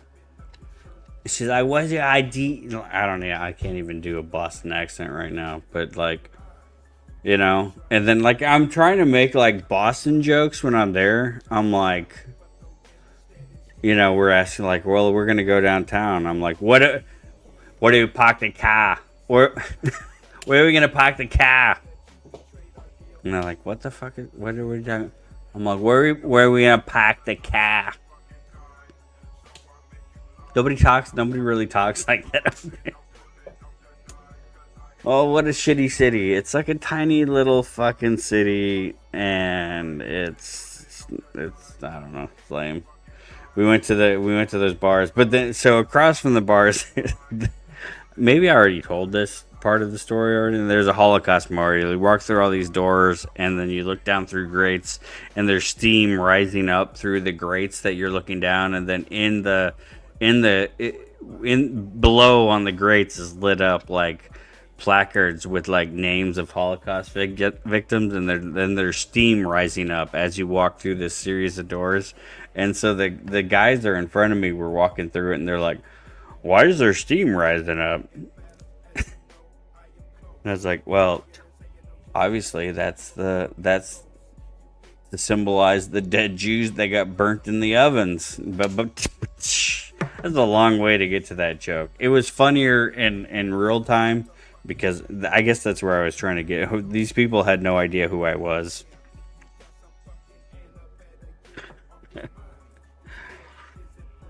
It turns out one of the guys was a complete fucking like libtard in the group. One of the Bobcat guys, he was a complete fucking retard. So he ended up not liking me a whole lot by the end of that night. And then the other guy was like a complete horn dog. Like, he was just like... the one guy told me, he was like... Because this guy tried to, like, just constantly was trying to hook up with somebody where, like, anywhere we went, like, he would just straight to the first available female. Like, even so, like, when they went back to the hotel room, he's like, when we went back to the hotel after the rooftop bar, we're like, yeah, we'll meet you there. And then so he's like, well, I'll be at the front lobby. So we're pulling around the hotel and we can see to the front lobby. And this lady walks up to go to like the little coffee bar by the check-in desk. And he's standing like in the front waiting for us to pull around the thing. And he turns around and sees this lady walk up to, and so he like beelines it straight to her. So, and he's like on all the dating apps the whole time we're there. Like he's like trying to find somebody to hook up with. And then so like at one point his buddy that's with us, he's like, yeah, he does this every single time we go somewhere. He's like, and he's married too. I guess he like, but he's like, I guess they have like an open relationship. He's like, so anytime we go anywhere, like he's trying to smash any opportunity that you get, he's trying to smash. So that dude kind of got pissed off because there's nothing to smash in Boston. Pretty lame city. Pretty lame city. I don't know. I didn't think it was that cool. It didn't feel like there was a whole lot of history there either. I did go to like the USS Constitution. I went to Bunker Hill. I went to where they did the Tea Party. And then like the old bars. Like it seemed it was pretty fucking lame. Like I thought it would be a cool city to tour. Maybe I just didn't, maybe I don't know. I just feel like I never want to go. The traffic sucks. The layout sucks. I don't even know about the people. I don't even know. I just don't ever want to go back there. Plus the World Cup. I guess I don't really understand the World Cup. I don't really know how the World Cup works out or whatever, but like I guess like they're playing some of the games, and for whatever reason there's World Cup people coming to Boston. I don't know how the fuck it works. I also think it's really weird how the World Cup is getting like so much coverage this year. And I don't remember there ever being like that much coverage before. Like even so much like McDonald's is having like a World Cup, like their Happy Meals are like World Cup themed right now. Like I've never, I don't know.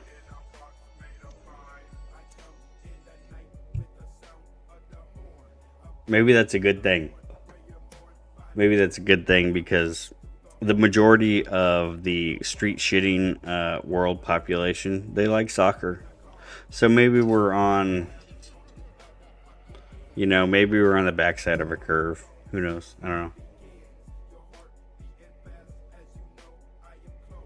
know. So that was my trip to Boston. My flight got canceled like 4 times. And then so I was gonna like stay. I was thinking that I was just gonna like stay in the airport, which normally like really fucking sucks. But like at Boston at Logan Airport, like I was able, I like secured, like they had a bunch of like leather couches where you like could lay down, and like sprawl out. So like I secured, like I moved, like I took one of these leather couches and I moved it and put it like right in front of like the window where you can see like all the terminals and the planes and the runway and everything. So like I had this whole like good, like badass like layout. Perfect. Like wouldn't get bothered by nobody. It was out of the way. Like I could lay down. It was comfortable. Like I was like, I can stay here for like a day or two if I have to, till I can catch a flight. But then like, it's one of those things like, fuck, you get hungry. You gotta like go. Yeah, oh, damn, tropes. Damn. Truth bombs. We're missing them truth bombs. And that's what I'm saying. Like, so eventually, like, I get to the point where, like, well, I'm going to have to go make a deposit. I'm going to have to make a deposit. to the World Cup. You know, I'm like, fuck. Or I'm hungry. You know, I gotta go. I gotta go spend $87 to get a hot dog or something. And it wasn't even a hot. So like, I was in Boston. I didn't even get to have like seafood. I didn't have lobster or crab or whatever. Like, but the only Boston thing that I got to try while I was in Boston for 7 days was the Boston style roast beef, which I don't understand. I don't get it. I mean, it was okay. I mean, it's just like it's like a red. It's like red roast beef, kind of. I mean, obviously the coating is obvious, but so I was posted up. I had a good spot. I was like, I can maintain this, you know. Like, yeah, it's kind of out of the way. Nobody get it. But of course, every time I would get out of my like badass spot at the airport to go get something or whatever, a Chinese person. There's a lot of Chinese people in Boston. In case you don't, this is something I didn't know either. There's a lot of Chinese people in Boston. A lot. And every time I'd get up to go somewhere, I'd come back and there'd be a Chinese lady fucking posted up in my spot. And then so I'd sit as uncomfortably close to her as possible, long enough to make her uncomfortable enough to leave my spot so I could get my spot back. And then eventually I was like, I don't know if I can maintain this or not. You know, it's cool for a while. It's like, yeah, I mean, I love airplanes. Like, I actually like being in airports. Like, this is a perfect spot. I can lay down. Nobody's bothering me. I can look out the windows and look at airports. And then, like, when I found out it was going to be like 2 days before I could get a flight, fuck, I don't know. I probably should get out of here.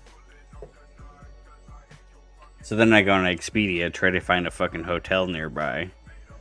And so all the World Cup people are coming in. So the hotels are like booked. And they're also like price gouging like a motherfucker.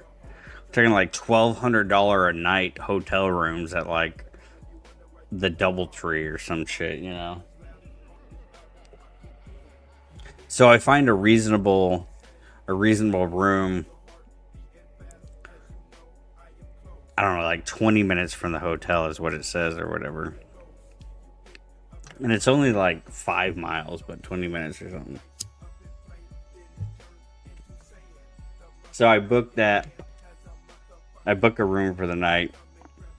And then so I normally use Lyft. I go out to the thing, I try to pull up Lyft, and then Lyft like just won't fucking connect. I fucking go update the app, whatever, Lyft just won't work. So then I download Uber,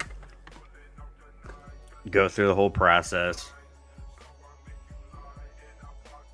And then so I call for, I schedule an Uber. And then it makes me wait forever. I'm out there waiting for the Uber. It's supposed to be some goober in a white Lexus. And then I see this lady comes out, and it's like she's on her phone. She's pacing back and forth, and I don't know. We kept making eye contact, but she kept pacing back and forth. She's always on her phone the whole time.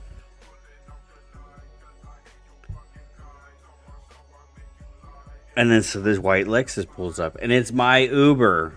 I checked the license plate. I'm like, that's my Uber. So I go start walking towards that Uber. And then so that lady that I've been making eye contact with for 10 minutes, like she keeps passing by me and looking at me and passing by me and look. She goes straight to my fucking Uber and gets in, and the guy drives away right away.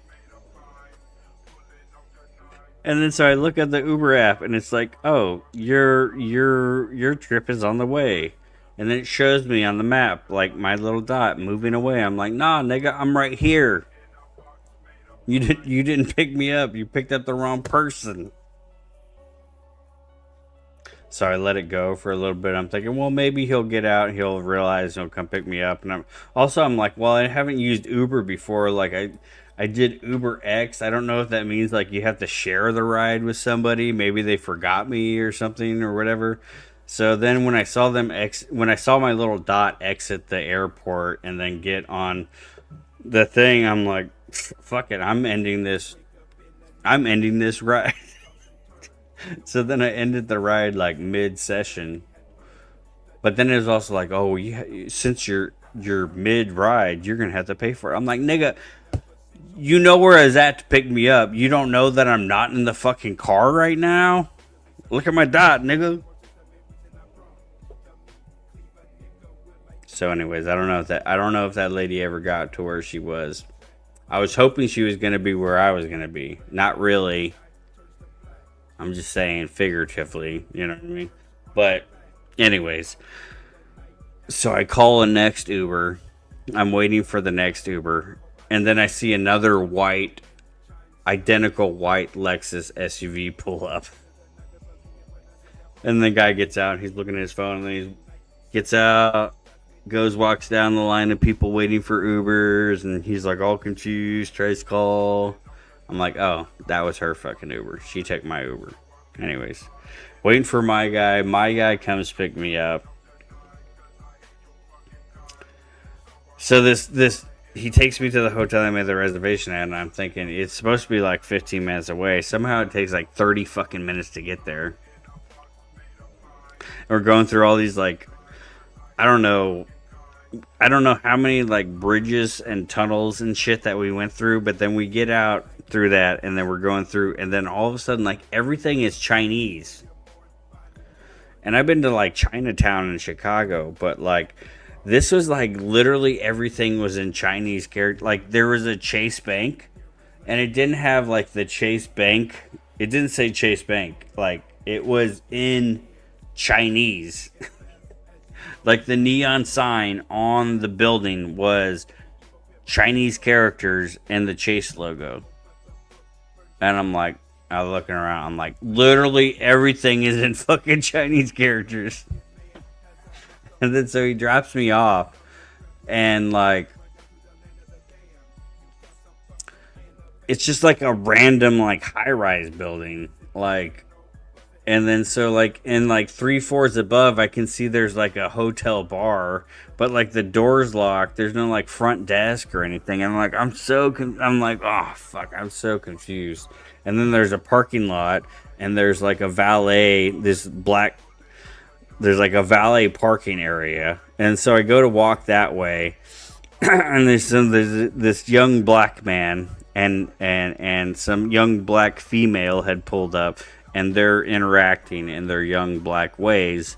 And he like noticed I'm like, I go pull up and I'm like, yo, how do I get to I was like, how do I get to the front desk? And he's like pissed. He's like, yo, it's right on the front, dude. You didn't see the door in the front, dude? I'm like, in the front? He's like, yeah, they go around the side. You'll see the dead, man. I'm like, oh, okay. So then I go back to where I was dropped off at. I'm like, well, I can't fucking get in here, and there's no desk here. So he's like, oh, he said the front, so I guess I'll walk around the front. Well, then I go to walk around, and like I have to walk like 3 fucking blocks because like the building that I thought I was at, like it's like weird staggered from another building, and then so I ended up going like back through the same. I ended up coming eventually back to the same fucking valet parking lot, and the guy's still out there trying to rizz up this bitch, and so then he eventually he's actually kind of helpful at that point. He's like, yo, hey, hold up, dude, hold up. So he takes me in the door. He's like, oh, you gotta take the elevator to the 3rd floor, and then you gotta like take a left, take a right, then you can get to the front desk. And I'm like, what the fuck? So I'm pissed, but anyway, so like I finally get to the front desk, and I'm like, yeah, I got a reservation. She's like, what's your last name? I tell her last name. She's looking at the cigarette. I'm not seeing it. Do you have a reservation number? So then I go log in my phone, pull up the thing, and then I look, and I'm like, ah, fuck, I made it for the wrong date. I chose it automatically populated for a date next month or some shit. And she's like, oh, well, unfortunately, we're all booked up for the World Cup. Like, we don't have a room. And of course, my phone's at like 2%. My phone's at like 2% at that time. So I gotta. And also, this is how boomer maxing I'm. My phone had shit in the fucking charging port. You know, it had fucking lint stuck in the charging port. And I did not have any type of device with me to pick the lint out of the charging port at the moment. So, like, my phone wouldn't charge, you know? I'd have to stick the fucking cord in.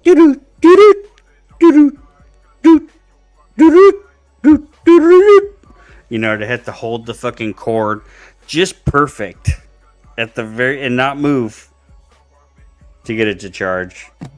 So then I had to sit in the lobby in this place.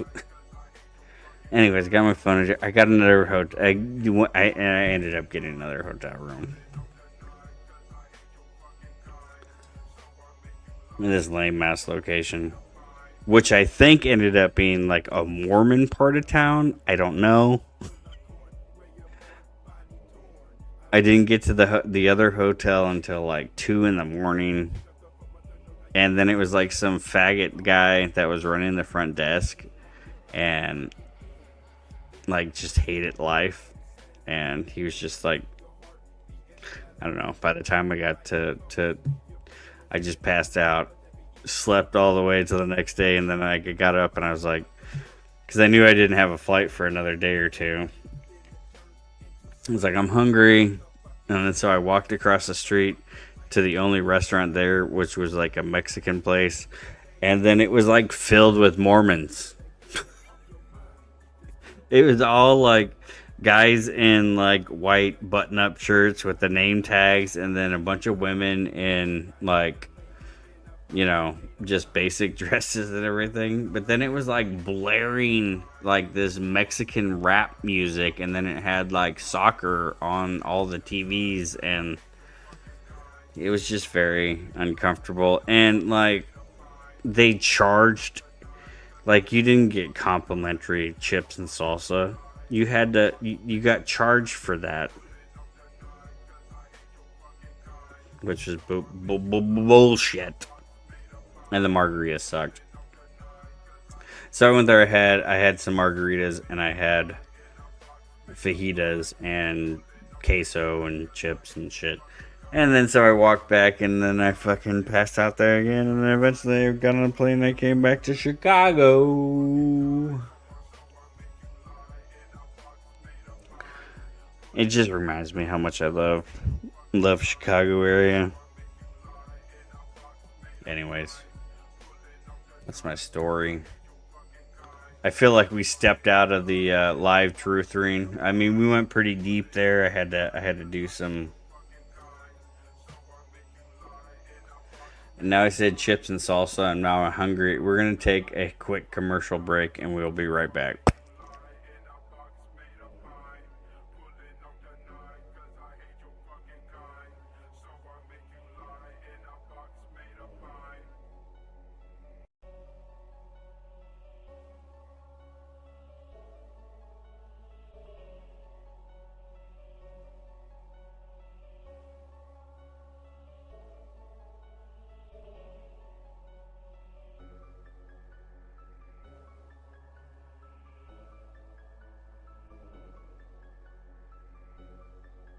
Thanks for your attention.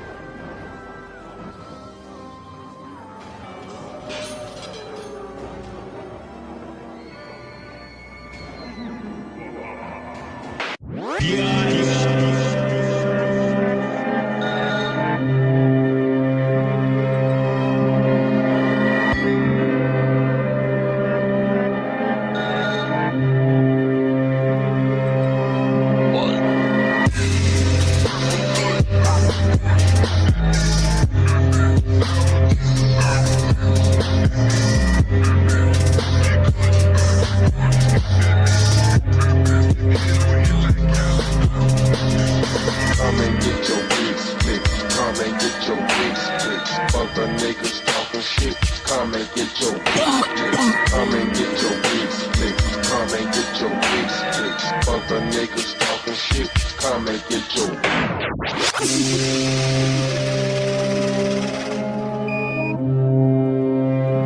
Sit back, relax. You ain't gonna do shit.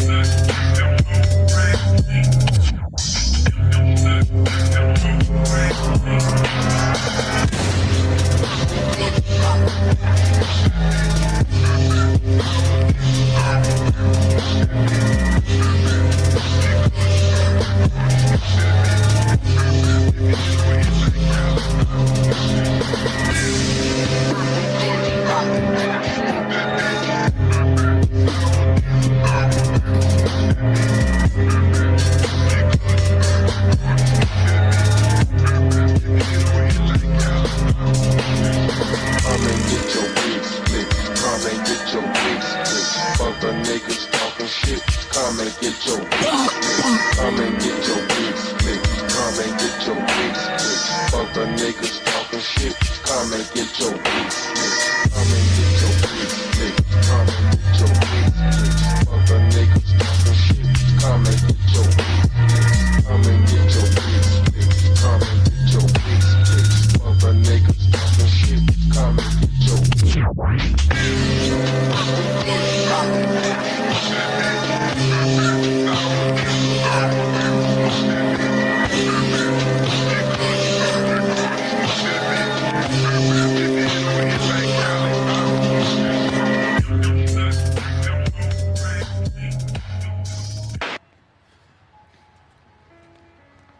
Hey, I didn't know which way you were coming from.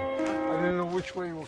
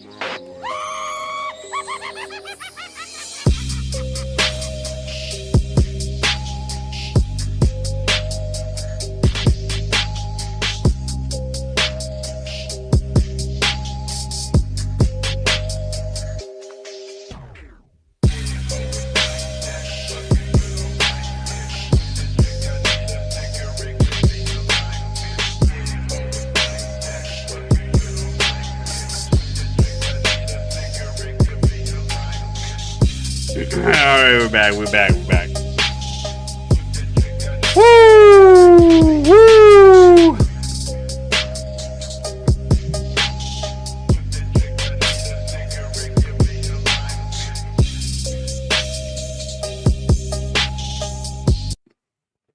Let's pause that. We'll pause that real quick.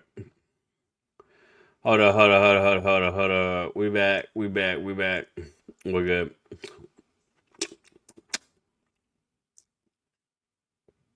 Um, let's take a look. Let's take a look into the dumpster fire. If you guys don't know, the rapper,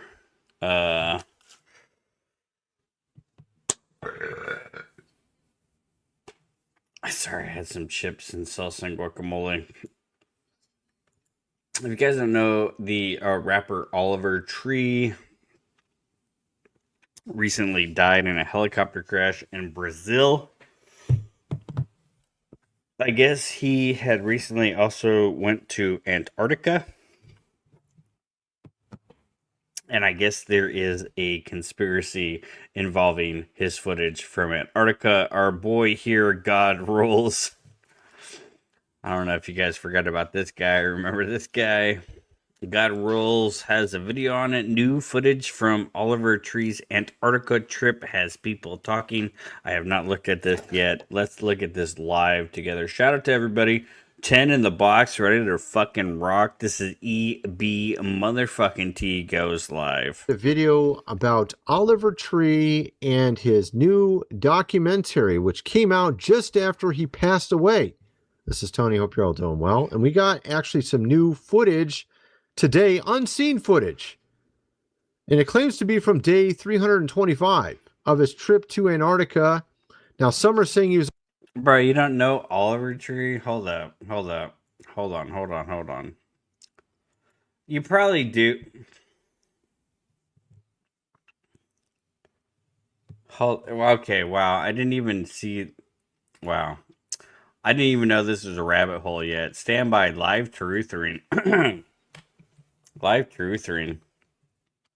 I see the documentary now. But you probably do know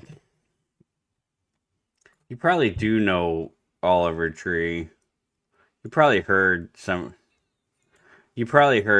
from him. This is one of the bigger ones. On the earth from 100 miles away, and somehow which is crazy. This is almost like one of those sardonic Discordian like built-in conspiracies, because this is one of his biggest songs, and it's "I fell down from the earth," and that's how he died. And then like he had like the video where he had like the world's largest scooter, and he falls, and like the olive tree, the olive branch, the peace treaty, you know, like it all. Like I actually don't even remember that song, to be honest.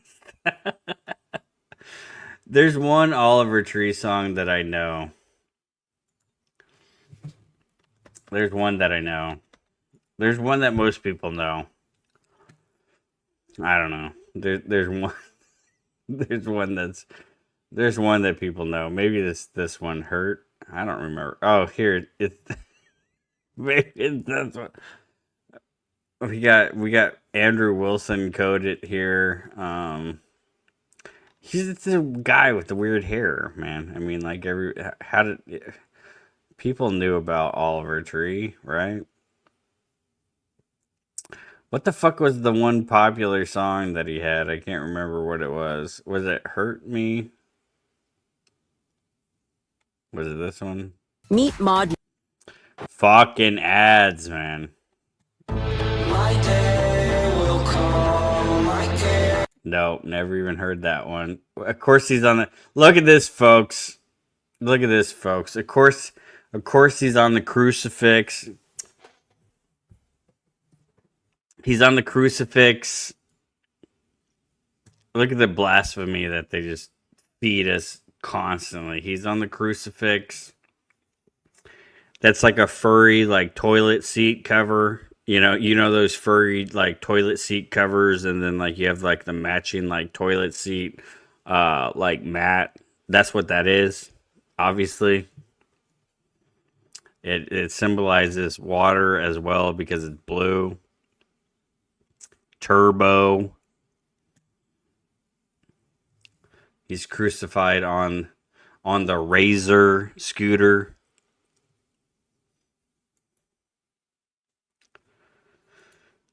These people are fucking sick. These people are sick. What was this? Of course he has a video from 4 months ago that got 4.2 million views. It's called Flowers, and it's got a helicopter on it. Then he dies in a helicopter crash. Can we go back in time and never meet in our whole life? Can you take back every line while I erase you from my mind? The answer's no, there's nowhere to go. Your true colors showed and I've reached the end of the road. Now I'm driving off a cliff. Fuck you for everything you did. I'd much rather not exist than get back together with you again. You betrayed me as a lover, you betrayed me as a friend. I hate your fucking guts. Holy fuck! I'd rather listen to Hello Listener. I'd rather listen to Hello Listener.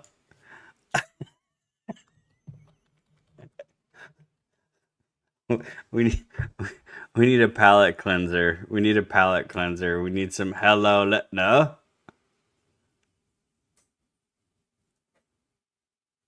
Let's listen to some Hello Listener.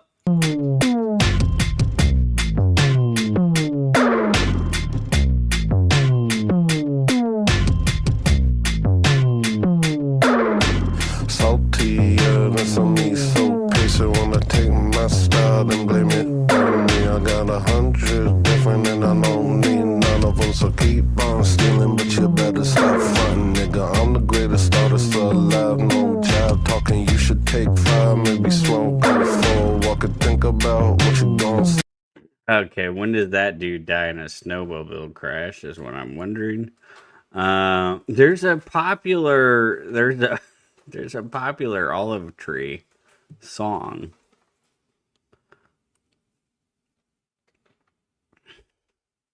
And I just can't remember it.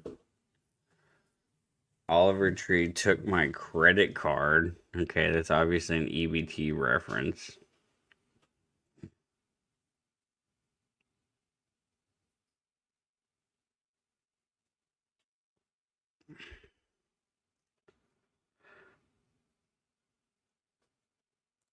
I feel like we just need to get into the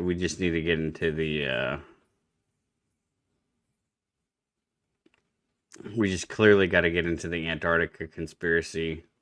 Let's just go straight to the, instead of listening to the God guy, God rules, because he's a fucking retard. Let's just go straight to the source.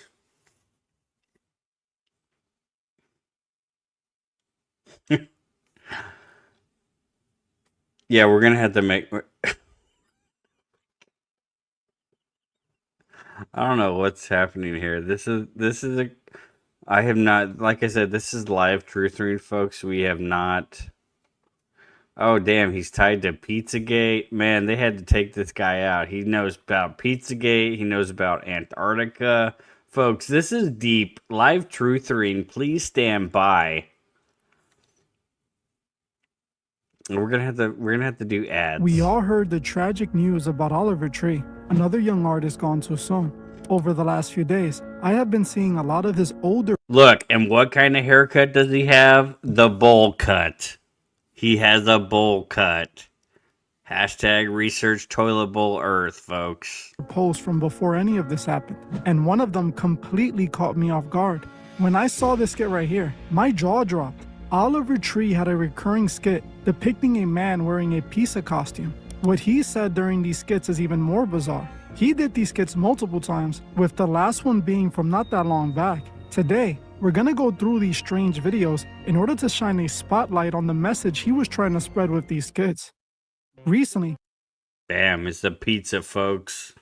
It's always the pizza. we looked at Oliver Tree's video where he detailed the disagreement. It's all about the Illuminati's. That's a Chicago joke. The Lou Malnati's. he was having with his record label. Illuminati, Lou Malnati's. He discussed how You gotta be from Chicago to get that joke, Oliver I was guess. one of many artists who ended up speaking out against their management after becoming massive. Just yesterday, I found another clip where Oliver was discussing this issue once more. He made it clear that he was not on good terms with his record label, and he wanted to ensure we understood that. I left my record label, let's talk about it. His record label was Atlantic. Atlantic. Look, folks, the storm is coming. The storm is coming.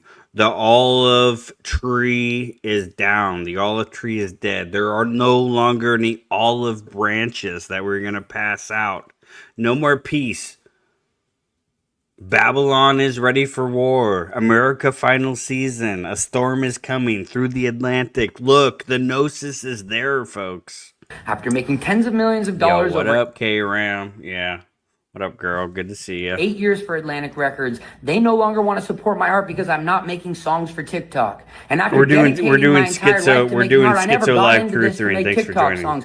I know the effects of TikTok. I've had multiple songs that connected there, but that's not why I got into making art. Over the last 2.5 years, I traveled 82 countries and recorded this album on all 7 continents. These are the types of projects that charge me as an artist. This is why I got into it in the first place. And just because I'm not making songs for TikTok means that the label doesn't want to. I'm pretty sure that Gene Simmons probably is going to sue this guy's estate for this. I would imagine. Support the vision. Well, guess what? I don't give a And after you guys have joined together in tens of thousands and sent messages. I'm just like I felt like Oliver Tree like really fell off, and like we were trying to find that one famous song that he had, and like I think people know the song, but you didn't even know who the artist was. But then like now all this after his death, there's all this stuff coming out like where he's calling out the record label or whatever, and like I don't think anybody really gave a fuck about this guy, really. Like I found out early on that the guy had died because I follow a bunch of like aviation channels. I follow a bunch of like channels that like their live streams are just like watching like flightradarnow.com and shit, and like clicking on airplanes and being like, oh, here's this cool airplane flying here, and like here's this airplane's tail number. I'm like, guys, this guy's always on top, so he made it. He's like, oh, this guy Olive Tree dies in a helicopter crash. And then so now we're linked to Antarctica. We're linked to all this stuff. Like, look, folks, this is good old sardonic Discordian trutherisms going on here, folks. We have to take a deep dive in it. I mean, it would be wrong for us not to take a deep dive into this. To the label. So you guys are here with me, and we're going to do this together. 12 in the box, ready to fucking rock. Shout out to everybody in the chat. EB motherfucking T goes live to do a little bit of live truthering. Please stand by. We have officially reached a negotiation over the past course of a week. My team has got the label to agree to release Love You Madly, Hate You Badly on my personal imprint, Alien Boy Records. You guys, I want to thank you from the bottom of my heart. This music is finally going to see. See, he got Alien Boy Records. He came away from Atlantic. Now we got this ties to Antarctica. Tying in, we got all the UFO disclosure going on. Olive Tree, Olive Branch. He's saying that the metascript on this is crazy. Crazy metascript going on here. This is crucial because it establishes that Oliver Tree was using his social media to get his thoughts across to his fans and supporters. He's got the bowl cut, the toilet bowl cut. He also looks like he's got like the Fu Man. It's it's very Chinese as well. Just notice this. No. As Cleve said, notice this, folks. We've got the one dangly cross earring. We've got the Fu Manchu. We've got the bowl cut with the mullet.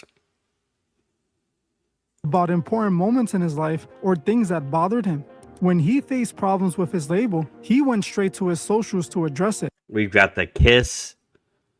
Like, let's just decode this one image. We've got the kiss symbolism.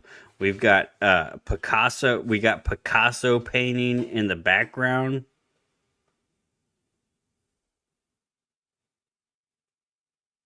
We've got the circle candelabra.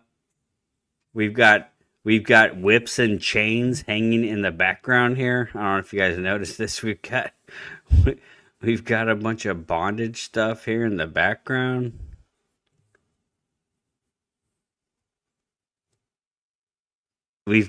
Wow, folks, look what's on. I can't zoom. Enhance. I'm just gonna go ahead and say that in that Picasso-esque painting that's in the background, in the middle, in front of that guy's face, what is that? That's the Statue of Liberty. The Statue of Liberty is on that painting. This is America final season, folks, okay? And it's just heating up.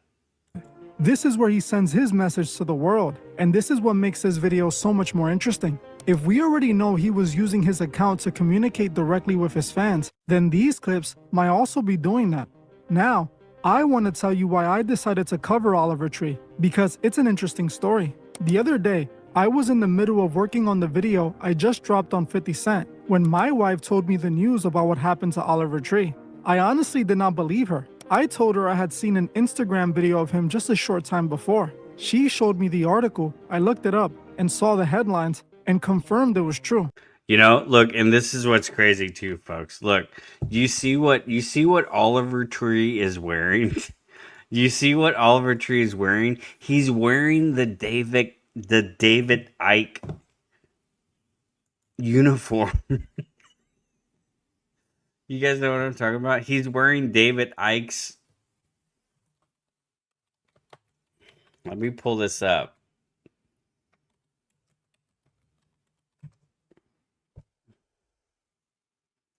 I didn't realize that that has to be what that's alluding to, because like here, yeah, look. So look, David Icke,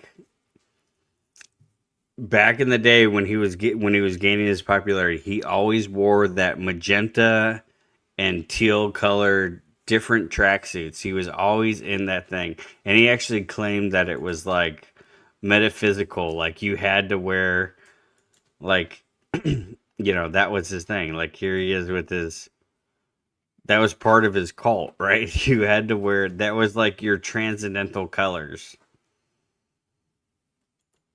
You know, he always wore those same colors on that tracksuit. And then we have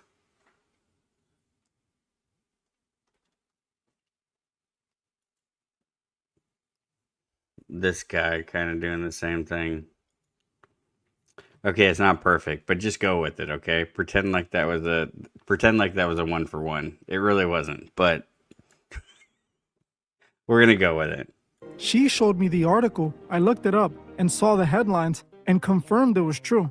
At that moment, I went back to finishing my 50 Cent project. Later that day, I posted a reel on Instagram, and out of nowhere, this video of Oliver Tree popped up.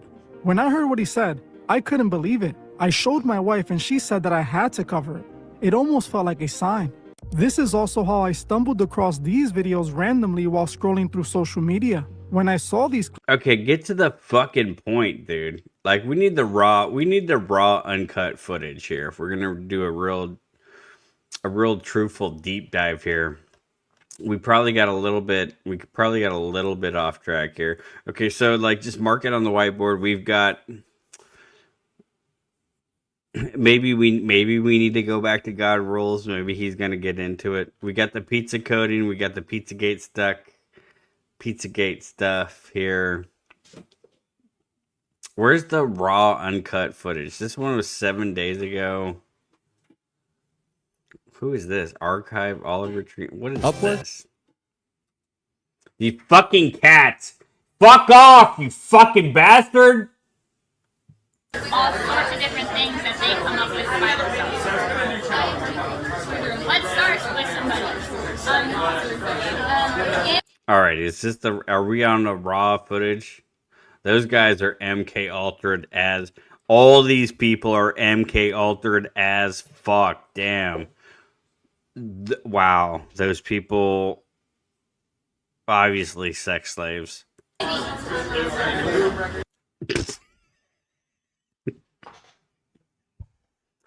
I don't even know what that is, right? I don't even know what this thing.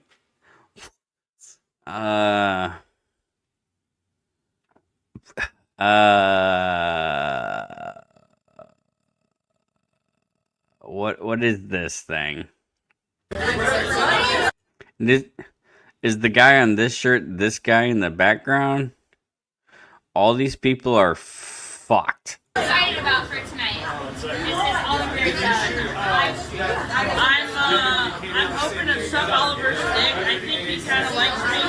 He both mostly like girls. Wait, is this Pat? I mean, is this actually Pat? Is this no?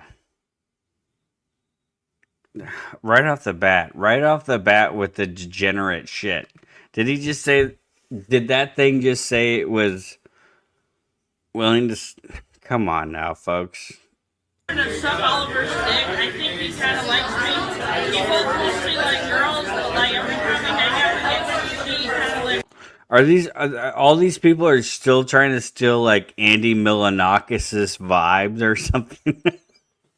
I feel like all these people are just like trying to ride the Andy Milonakis train that long derailed fucking like centuries ago. I don't know what's happening.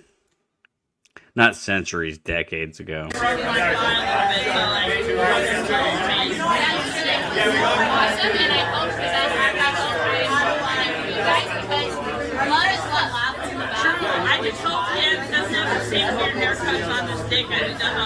And like obviously this girl is wearing that's the scalped head of some other man that's already been sacrificed. That's his scalp and his hair that she's wearing. That's not her hair. In the other room, they just scalped a motherfucker that was like in a like Poison tribute band or something, and then on stage they scalped him and then made her wear it to go talk to this thing. Probably is what I'm imagining. Probably is the background to this. I don't know. I mean, it's crazy. I don't know if she's wearing the purple suit. What's this suit? What's this suit? This suit is clearly this is a reference to something. I mean, I don't know what the suit is. I mean, what is that? Is that the Mad Hatter? Is like that the Mad Hatter suit? Is that what it's like in reference to? It's Mad Hatter because she's wearing the scalp of somebody else. I mean, that's crazy, right? Do you like laughing? Sure. Take us to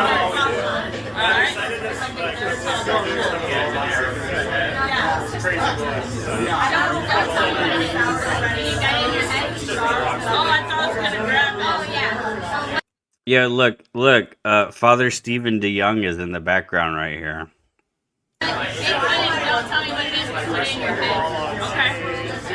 Yeah, look, Father Stephen DeYoung right here in the background.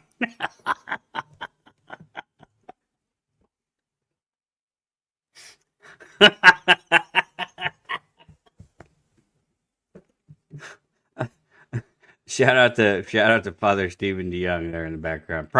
It's probably a Nephilim convention or something. I don't know what this place is, but I'm sure they're probably interested in Nephilim.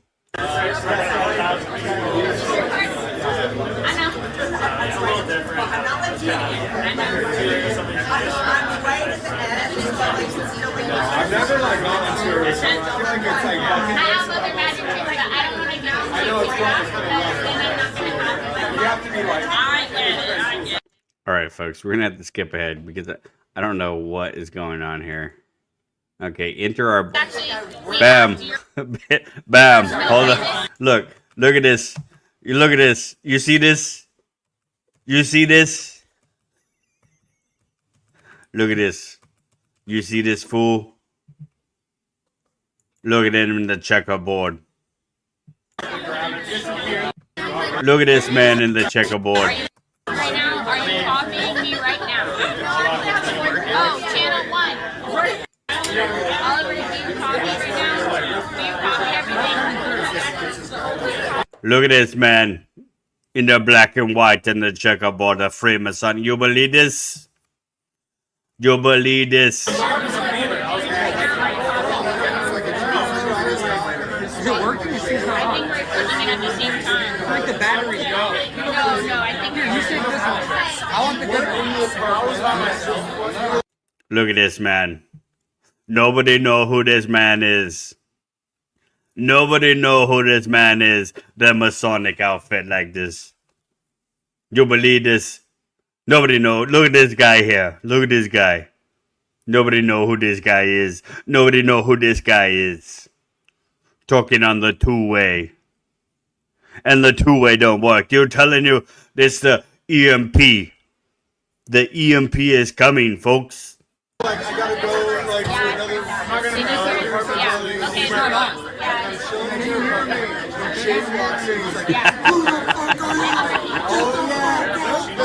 Yeah, even he don't even know who he is. What are you guys doing here? Oh, we're here. Oh, yeah. We're here because Oliver is presenting his album and his documentary. Isn't that right? That's your Twitch. This is a private event. No, your account is actually, wait, this is actually, we hacked your account. This is a private event. You cannot be filming this. Over! Look at this. Look at this, folks. You see this? Private He event. wearing the Shaq shoes. What are they? How's this motherfucker got the...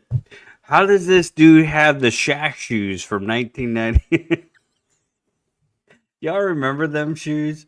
Y'all remember the Shaq shoes? Those are the fucking Shaq shoes, aren't they?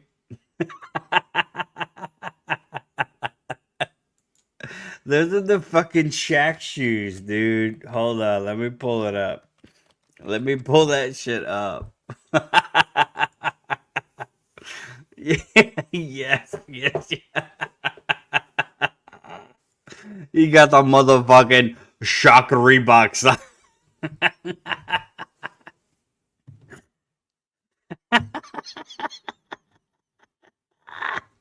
I remember people wearing them fucking things. The gayest fucking things I've ever seen in my whole life.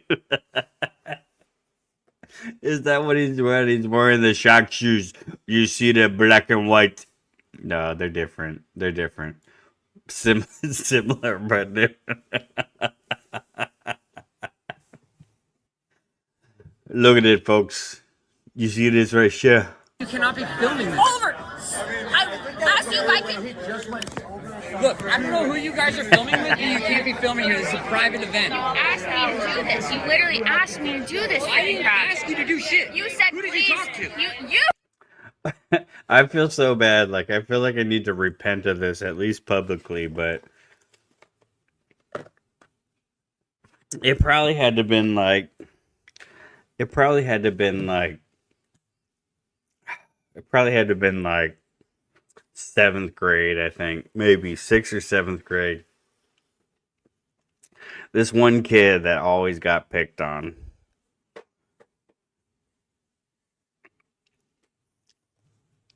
He came to school one day and he had a brand new pair of those Shaq shoes.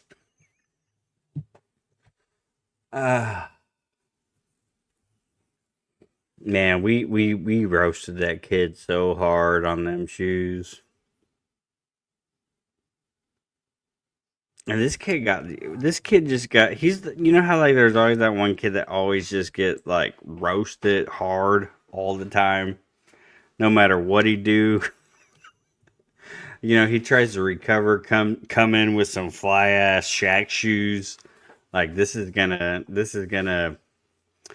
set things right. This is gonna set things right. I'm gonna walk up in that bitch with some Shaq shoes on my feet, and people are gonna be like, "Damn, That nigga got some Shaq shoes on, you know what I'm saying?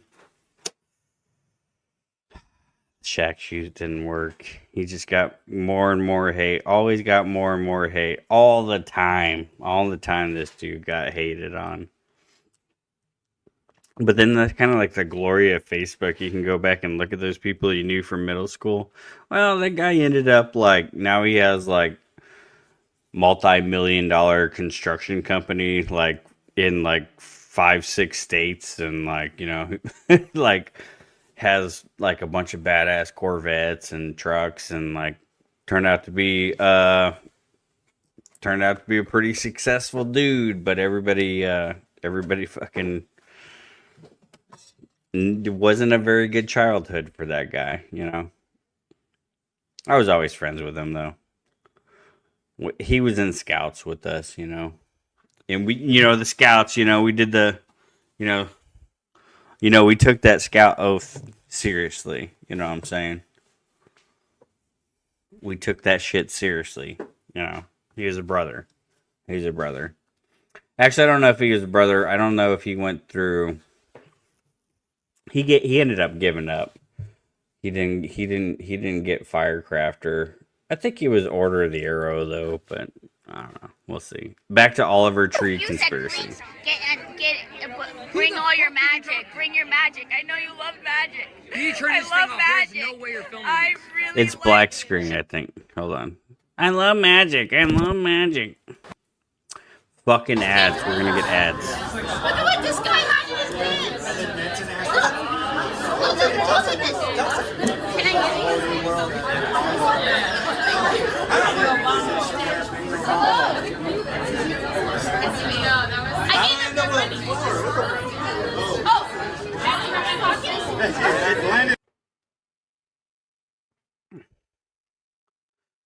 get This brings up another thing that I'm thinking about, because I mean, like, that just like gave me a trigger about like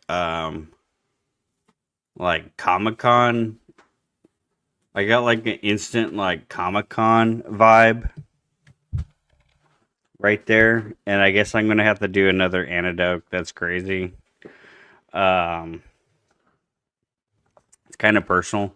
I don't know if I actually should be devolving this information, but I'm gonna go ahead and do it anyways, because this channel and this stream is probably gonna get deleted by YouTube after this anyways. But so my wife's sister and her husband had been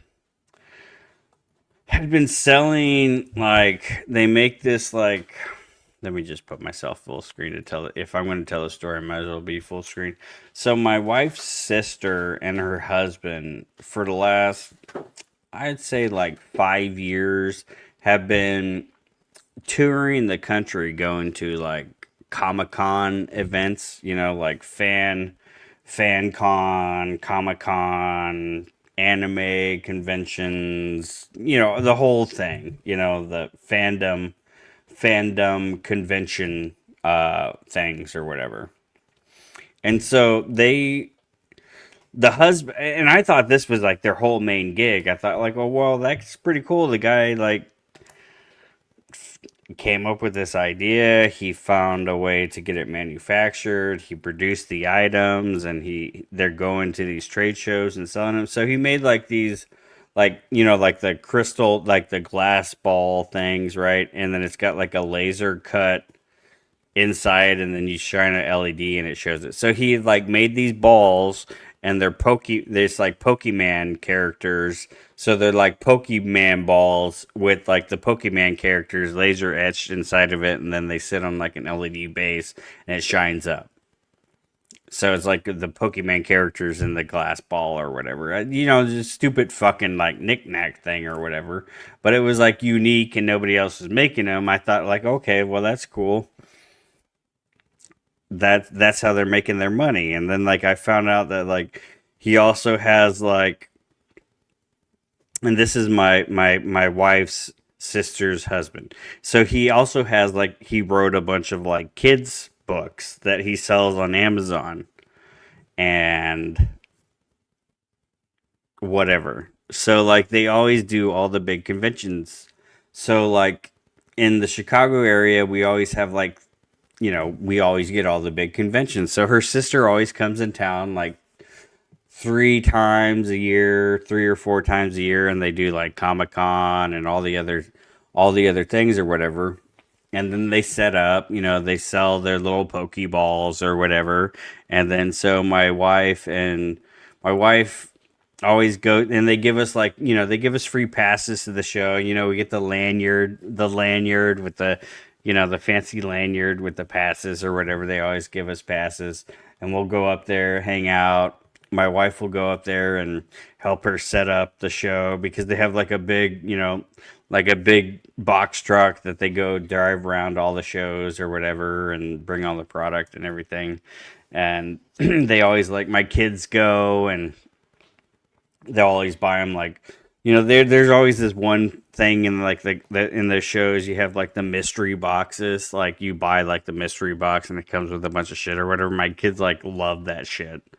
And then so she always buys them a mystery box every time she's in town for a convention or whatever. Well, anyway, so I just learned like a month ago that the whole purpose of all the like Pokemon shit and the convention shows and the kids books and all the shit that they do is actually because she does OnlyFans, and they have to do something else to funnel all the money through for a tax shelter. Because she's making $70,000 a month on OnlyFans, and the taxes are insane, so they had to start all these other businesses to be able to funnel the money through those businesses so that they can get tax breaks on it. And so I'm like, oh, hold up, what the fuck? And then so I'm wondering, like, I mean, like, did my wife know about this the whole time, or was she holding back on this? I'm like, and then I didn't believe my wife at first. I'm like, because like her sister's like really, like, she's not like super attractive or like doesn't have like a real like phenomenal body or anything. Like, my wife is like 10 times hotter than her sister, like, and I'm like, and of course I'm not going to be like, no way, show me right now. I'm not going to ask my wife, but it's very easy in this day and age with the technology that we have. If you just have like a facial picture of somebody, you just have to run that through the right OSINT, and you'll immediately find everything that person is involved in.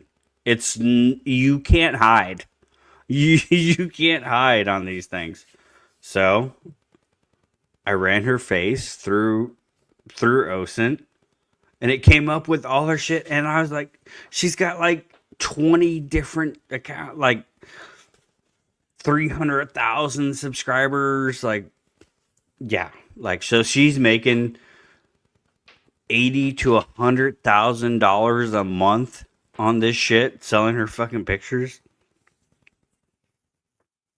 and then funneling the money through fucking Pokemon shit at convention centers, and then it all clicked. That's why these conventions work.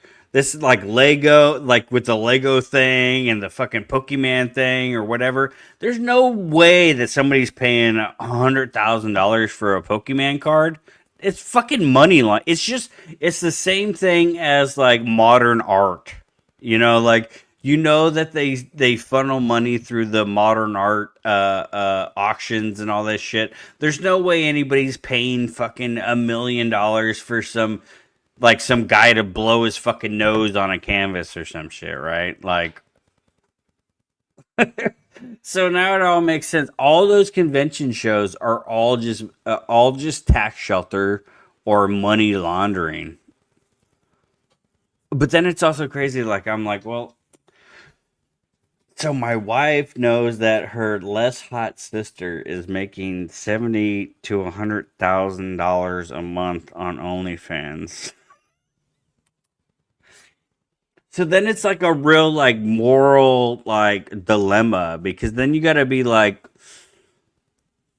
could I be okay with my wife doing that?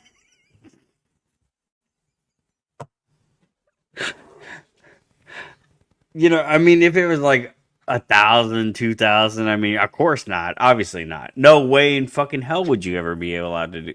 But when it gets to like 70 to $100,000 a month. No, obviously I'm playing devil's advocate here. Obviously.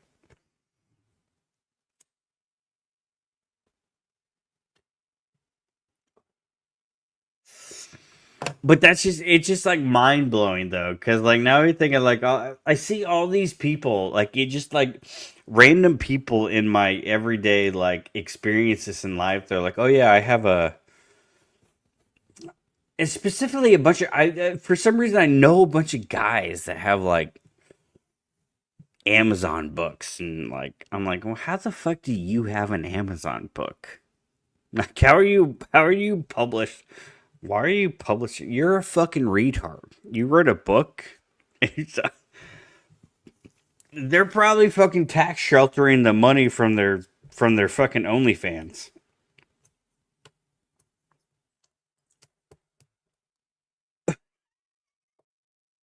Fuck. You know, and then I have to start to wonder, like, I mean, like, what's the market for like a overweight, middle-aged, blue-collar guy like me? I mean, do I have a market? Do I have a market? You know, like what I mean, what are we talking? I mean, like how much? I mean, how much dough can we make here? You know what I'm saying? Like, I mean, if I gotta make shell companies, I'll make shell companies. If we're talking about that much money. I mean, like even if it's like I get like a couple $100 extra, I mean, I might be into it. You know what I'm saying? I might be into it.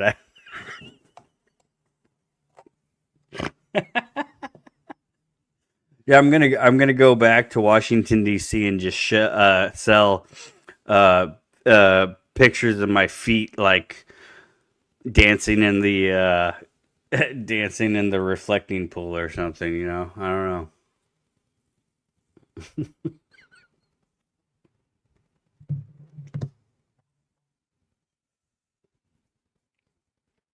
I can't even imagine what it would be like to make $70,000 a month though.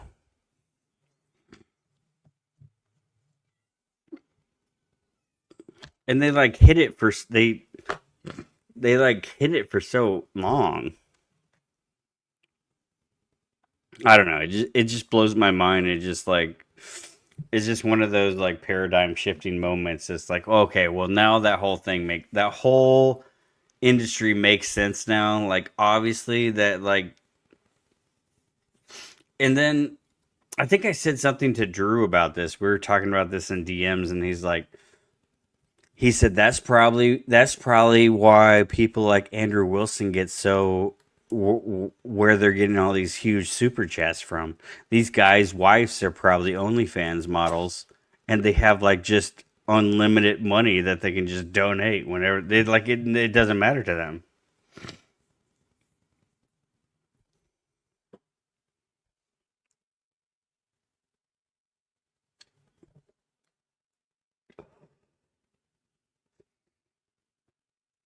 Like her sister's not even like that. She's not very attract. Like I don't want to say anything that might get. She's an attractive woman, but like not like to get a whole but not to get like $70,000 a month kind of attractive.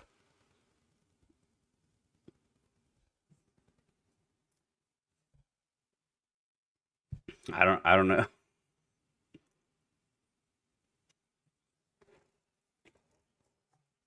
But what I will say what I will say um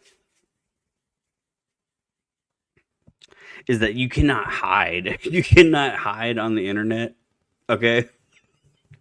All you need is you get a VPN, you log into to some country that has very lenient internet censorship laws. You go to PimEyes, you put somebody's face into that search engine, and you're going to find every single website, every single social media, every single instant that person's face has been used on the internet. Okay? So, like, there's no hiding that. If you're trying to hide any of that shit from anybody, I mean, basically, if you don't want to get found out on that shit, don't do that shit, because you can get found out real fucking quick. And that's scary. That's scary. That's scary. Right? That's some scary shit. Ah.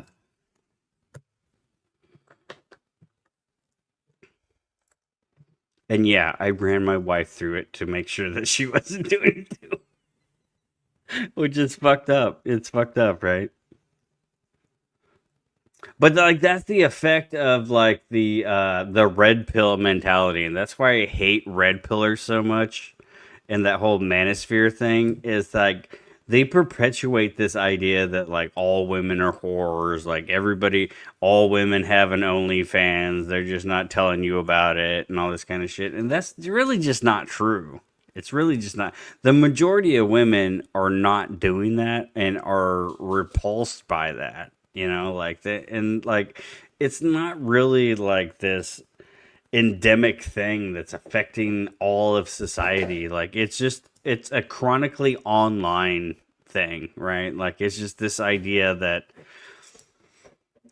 all women are doing that. But, that's what I had always kind of thought, but then when I seen like close up and personal in real life, learn something like this from somebody that I would never have thought had been doing that. Like I never thought her sister's like kind of a timid person, I guess. Like not really overly sexual, and like I just never got that vibe or whatever. And then also it wasn't obvious that they were making a shitload of money. I mean, I knew they were doing okay, but didn't think it was like that. But like, damn, like regular ass motherfuckers be making be making bank on OnlyFans. That's crazy. That's crazy. Anyways, that's my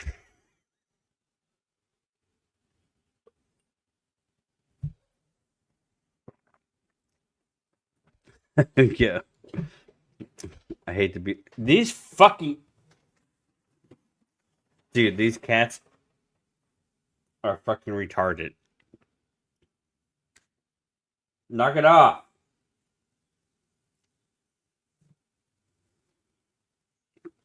The cats are being little bitches.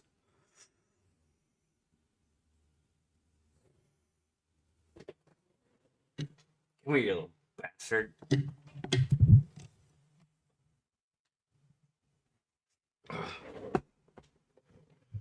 Yeah, you're fucked now, little guy. This guy.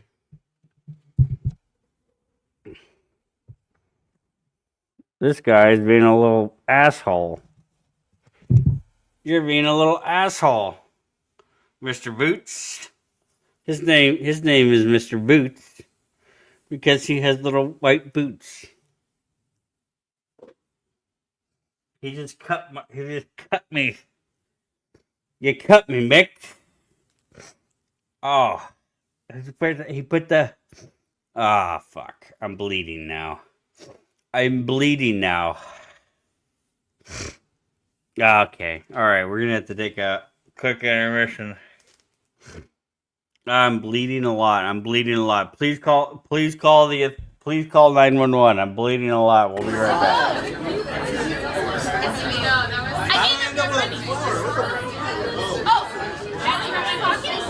It landed in my hands. Oh, it did? That was my magic trick.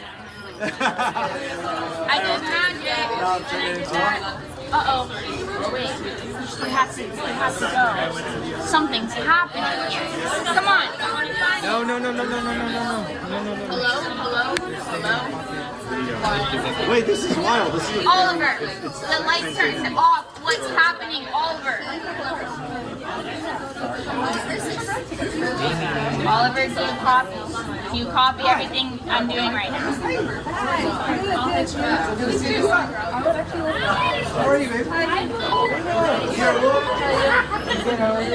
You're trying to say something to me, but I can't hear it. Oliver, do you give me permission? Do you give me permission to do magic?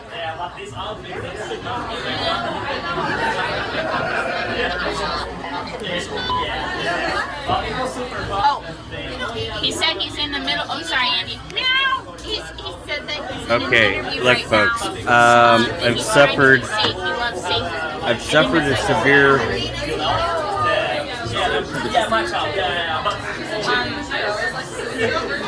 I've suffered a pretty serious injury. And I'm losing a lot of blood. It's not a nosebleed. It's like he clawed me right on the side of the nose. I'm losing a lot of blood very quickly. I don't know how much longer I'm going to survive. I probably definitely have just contracted toxoplasmosis, rabies, and probably feline AIDS. If you guys would, please donate to my GoFundMe. The link will be in the bio. You can go to my GoFundMe, RIP EBT. You can donate on Buy Me a Coffee / Enslaved by Truth. Cash App, $EBT. I need help with my final expenses because I'm definitely about to bleed out here. There's a lot of blood. We're gonna do, which is like apropos, like it goes back to the initial theory here on the that we were espousing about the idea of the power of fluid, right? Fluid power. As a hydraulic mechanic, I know a lot about fluid power, and this is all about the power of fluid, and blood is the main fluid, the life, the main life force. So $EBT, Buy Me a Coffee / Enslaved by Truth. I don't know how much longer I'm gonna make it. It's bleeding quite a bit.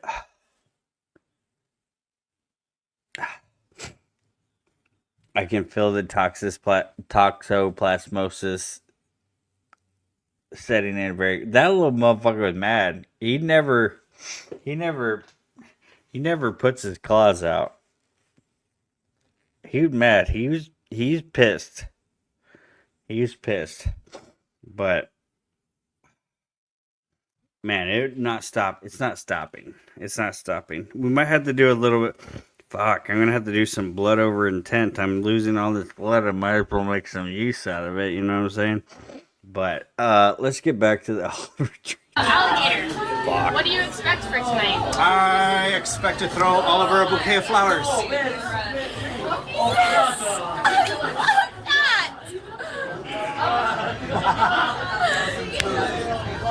Hey, this is my sister. This is my sister. I'm her sister too. This is my male sister. And I am his sister. I miss you so much. I miss you so much too. This is how a magician never reveals their tricks, but this is some crap that this is how you do this crap. I don't know what the fuck this has to do with Antarctica. Like, I feel like, when did we get talk about? Okay, all right, here we go.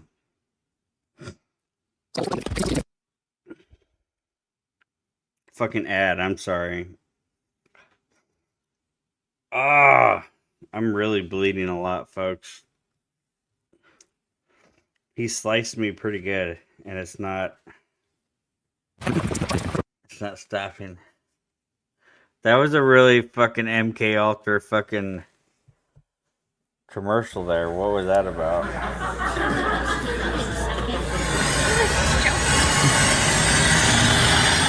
Fast forward another 50 years to 2024, where I, Oliver Tree, direct and produce all of my own music videos, social media content, as well as unreleased classic documentaries such as the creation of the world's biggest scooter, how to make a $2 million music video, and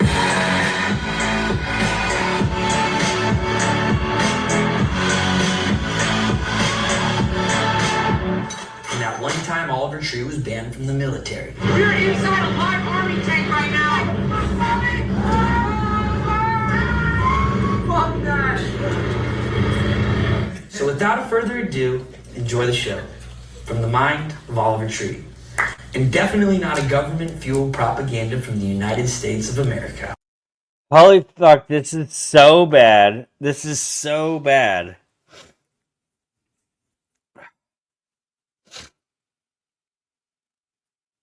Like there's so many levels of badness here. Like obviously he's purposely being that way, but then it's like purposely bad about being bad. It's like a triple bad on purpose. It's a triple, maybe even a quadruple bad on purpose right here.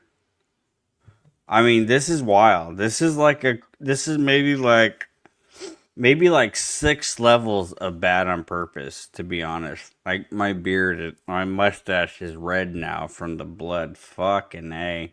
But this is a lot of bad on purpose. Like Matt, where you at? Where's QOC at?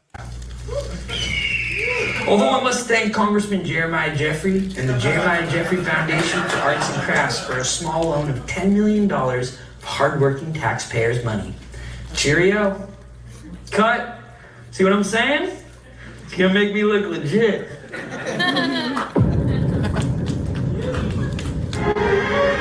We live in a society like it's not even remotely where the funny. internet tells us Like not even remotely funny, not even like in ironically funny, or like you gotta like you gotta know to know that it's funny. It's like purposely not funny on like, but not on a funny level. Like multiple levels of not being funny.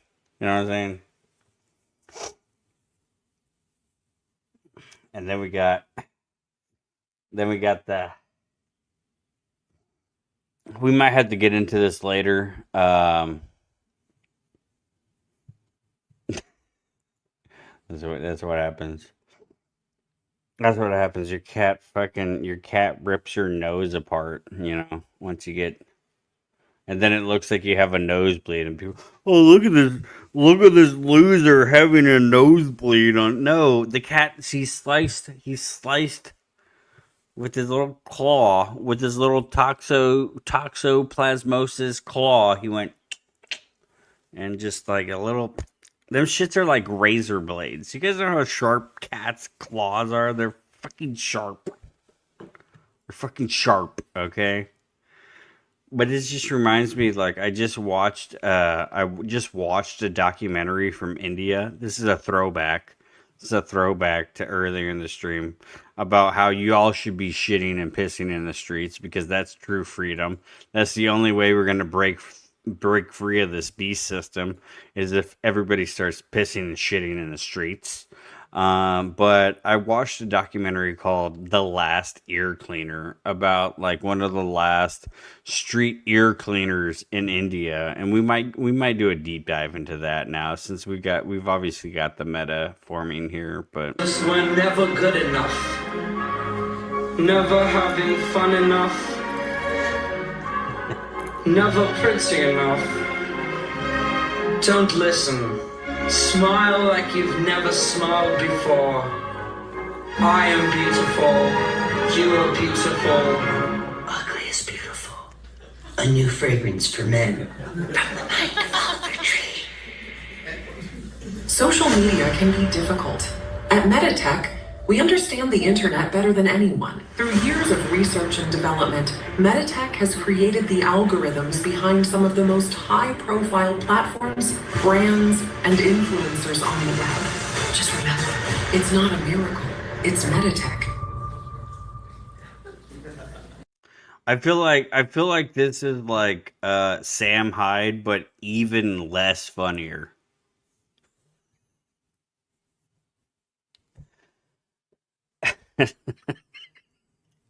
So like all the stuff that Jay Dyer writes for Sam Hyde, it just gets trickled down. Like even Sam Hyde won't take it. It gets trickled down to people like Oliver Tree. So I mean it's like not even like Sam Hyde level funny kind of stuff. You know what I'm saying? Fresh, crunchy, kosher dills from the heart of Albuquerque, New Mexico. Perfect for any occasion, whether it's a late night snack. Sam Hyde, but like a little more Jewish, but less obviously Jewish, but a little more gay. I don't know. Or breakfast in the Bahamas. And remember, when you're in a pickle, call Dr. McNichol. I'll give you a nickel to touch my pickle. Also, try our new peanut butter pickles. This message has been approved. I mean, obviously okay, this actually might be the reason why this guy got offed in the helicopter crash. This is an obvious slight towards, you know who, Fedru Stilson. Andrew Wilson. This is obviously a slight towards Andrew Wilson. Why else is he pulling up a pickle jar? I think we all know. I think we all know what the pickle jar means at this point, right? By leading Beverly Hills pediatrician Jeremiah Jeffrey Jr. and the Jeremiah Foundation for artisanal pickled snacks and goods. Are you tired of all your friends having sick-ass facial hair while you can only grow a measly little peach fuzz? Oh, hey, look who just entered the chat. My future ex-wife, the one and only Mrs. Slowboy Whiteboard. Good to see you here. Hold on, I'm going to go into this. We need another mod in the chat. Actually, we need a couple mods in the chat. All my beautiful ladies up in here. All my beautiful ladies up in here tonight. Slowboy, Abe Dinkus, you're not getting a wrench. How'd you just pop up in here, Abe Dinkus? Good to see you though. Didn't know you hang around these parts. KRAM is definitely getting. We're doing IPS over here. Everybody I like gets a wrench.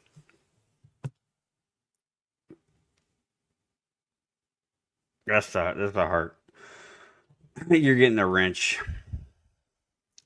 For everybody that's joining, this is EB motherfucking T goes live. We are doing a deep dive into the olive branch conspiracy theory here. We're pretty far into it. If you missed earlier, my cat cut the shit out of my nose, and I've been bleeding for like the past 15 minutes while we're trying to cover this conspiracy. So, as we say around here, live truthing, please stand by. Stop whining, you little crybaby bitch. Goatee Grow has you covered. Goatee Grow is the world's leading goatee hair supplement. Our unique formula is designed to make your goatee grow 10 times thicker, longer, and shinier.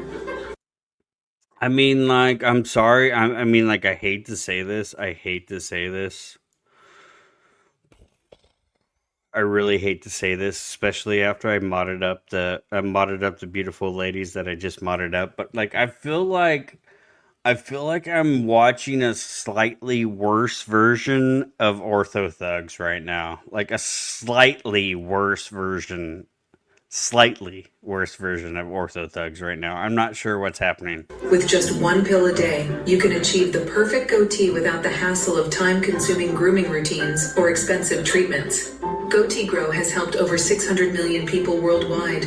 Who better to tell their story than critically acclaimed rapper and composer Eminem?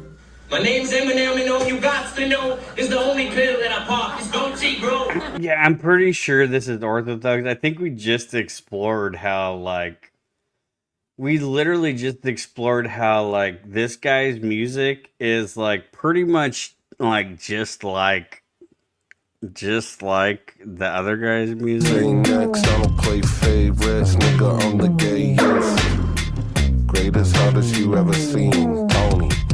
Greatest artist you ever seen, Tony. I mean, not really that far off from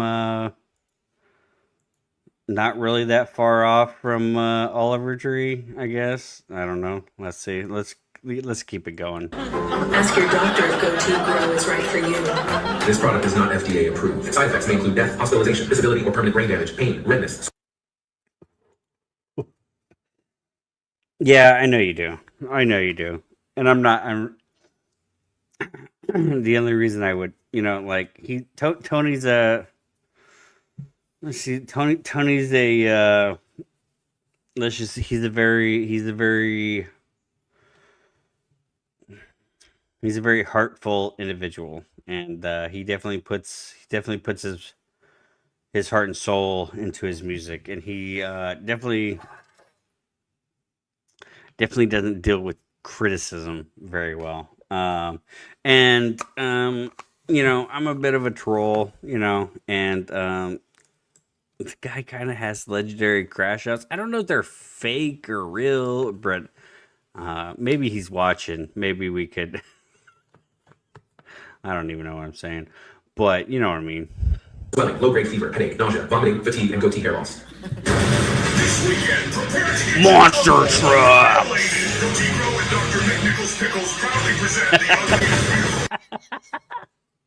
Okay, that's actually kind of funny. See, I'm telling you, this is all Andrew Wilson coded. Like, if we go back to how we started with the most recent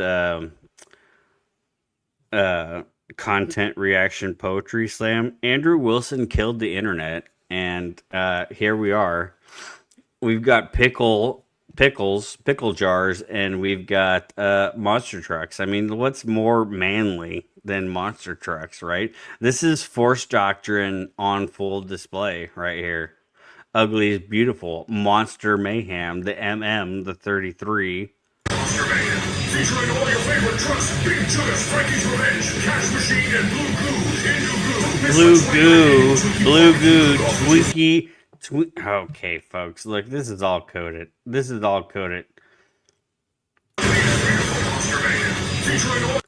All your favorite trucks. Big Chungus. Frankie's Revenge. Blue Goo Indigo. We all know what that's about. We all know what the Blue Goo Indigo is about.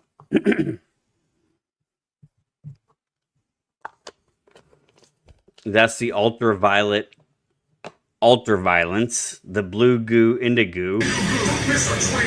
Twinkie barbecue cook-off. That's obviously a shout out to classic Outlining Our Enslavement Truther barbecue streams that we haven't done in a long time. Twinkie barbecue cook-off with your favorite monster truck driver, Jeremiah. Tickets available from any Dr. McNichols Pickles location, sponsored by Meditech Industries. Bam. There we go. We're back. We've gone full triangle. We've gone full triangle with this stream, of course.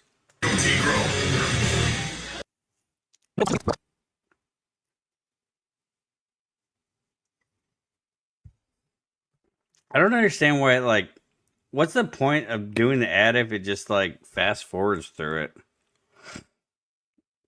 I don't get that. Hello. I'm Ron Johnson Van Swanson, the president of Alien Boy Records. We're the label that brought you such hits as Ugly is Beautiful. Bam, we got another triangle. He's wearing the David Icke colors. He's got the Genkos on. The Genkos, run that through the gematria. And such commercial failures as Cowboy Tears. At Alien Boy Records, the marketing comes first. It's about what you look like, not what you sound like. Imagine how uncomfortable it must have been, like being live in this like screening of this terrible shit.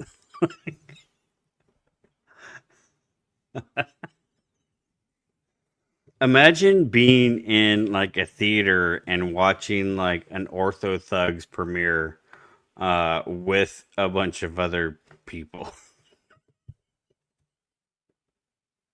I kid. Where's Jim Bob at? Like I'm waiting for a celebrity to come. The biggest celebrity I have in my chat right now is fucking Abe Dinkus, folks. Come on now. How far have I fell off to where like the biggest celebrity that I have in my chat is Abe fucking Dinkus right now? Okay, folks. The music just isn't that important. We sign artists who are I actually don't know enough about you, Abe Dinkus, to really give any kind of like actual critique. I've seen some like debates that you've been involved with, but like I really don't know enough about you. I'm just playing out the crowd. I'm doing a little bit of crowd work. That's all I'm doing. But I am honest. Like, you probably are the biggest celebrity in the chat right now. But, I'm pretty well known in the communities. I'm a pretty big deal. Pretty big deal around these parts. Often we'll have some big dogs come around here, but this is the new channel. I've had several channels delete it. We got to build back. We got to build back better and all that stuff. But the YouTube keeps holding us down. We're repressed around here, and we'll get back on top. But shout out to you, sir. I don't know if I like you or I dislike you. I mean, like, I feel like if you want me to give an opinion right now, right off the bat, I'm gonna say that I like you. I like the optics. The optics are good for me. Good for me. Hats are always a positive. Weird hats are always gonna get priority for me. So interesting to look at. No matter how watered down or dog shit their music sounds, Alien Boy Records has access to cutting-edge algorithms, bot farms, and pay-for-play technologies, which has made crafting industry plants up to 15 times easier than before. Our number one artist, Oliver Tree. Yo, okay, hold on. That was key. Did you hear that? Did you hear that? Planting industry plants is easier than ever. Did you guys hear that? Plants up to 15 times easier than before. Technologies, which has made crafting industry plants up to 15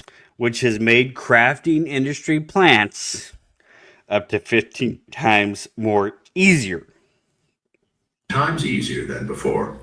Our number one artist, Oliver Tree, is a prime example. Alien Boy Records is responsible for the writing, production, promotion, and distribution of all of Oliver's music. He has no say or involvement in the creative process. We have manufactured every aspect of his character, from his obnoxious personality, his wackadoodle outfits, to his downright embarrassing haircuts. We make him sing and dance like a... But like I said, it's a double, triple, reverse psyop, right? Like, obviously, on its face, it's revealing it's revealing the conspiracy that everybody already knows, right? That's like they're playing on. It's supposed to be making a joke of that, really, right? This is supposed to be satire, but it's not good satire, though. So that's why you have to be like, it's so bad, like triple bad on purpose, right? Like, obviously it's revealing a truth. Everybody knows the industry is made to do that, to put plans, to build them up, to mold them, to groom them or whatever. And then this is supposed to be like, well, here's this guy that's like coming out here and going against that, and he's making a parody of it. But this is a parody of the parody of the parody. You know what I'm saying? It's a satire of a satire. Stupid little monkey. We created Oliver Tree, and we can destroy him at any given moment.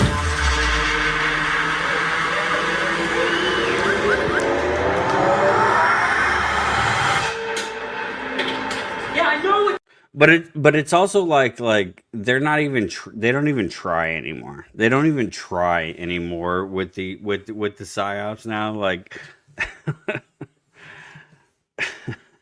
they really don't try. Like me and Drew were talking in the DMs earlier today. And we're like, we're kind of going over the meta about like the reflecting pool. You know, the reflecting pool story in DC, and you know, it being a swamp. You know, my current hashtag for that is the swamp always wins. You know, Trump tried to drain the swamp, but the swamp came back. Shout out to that old classic song that all of you guys love so much, The Cat Came Back.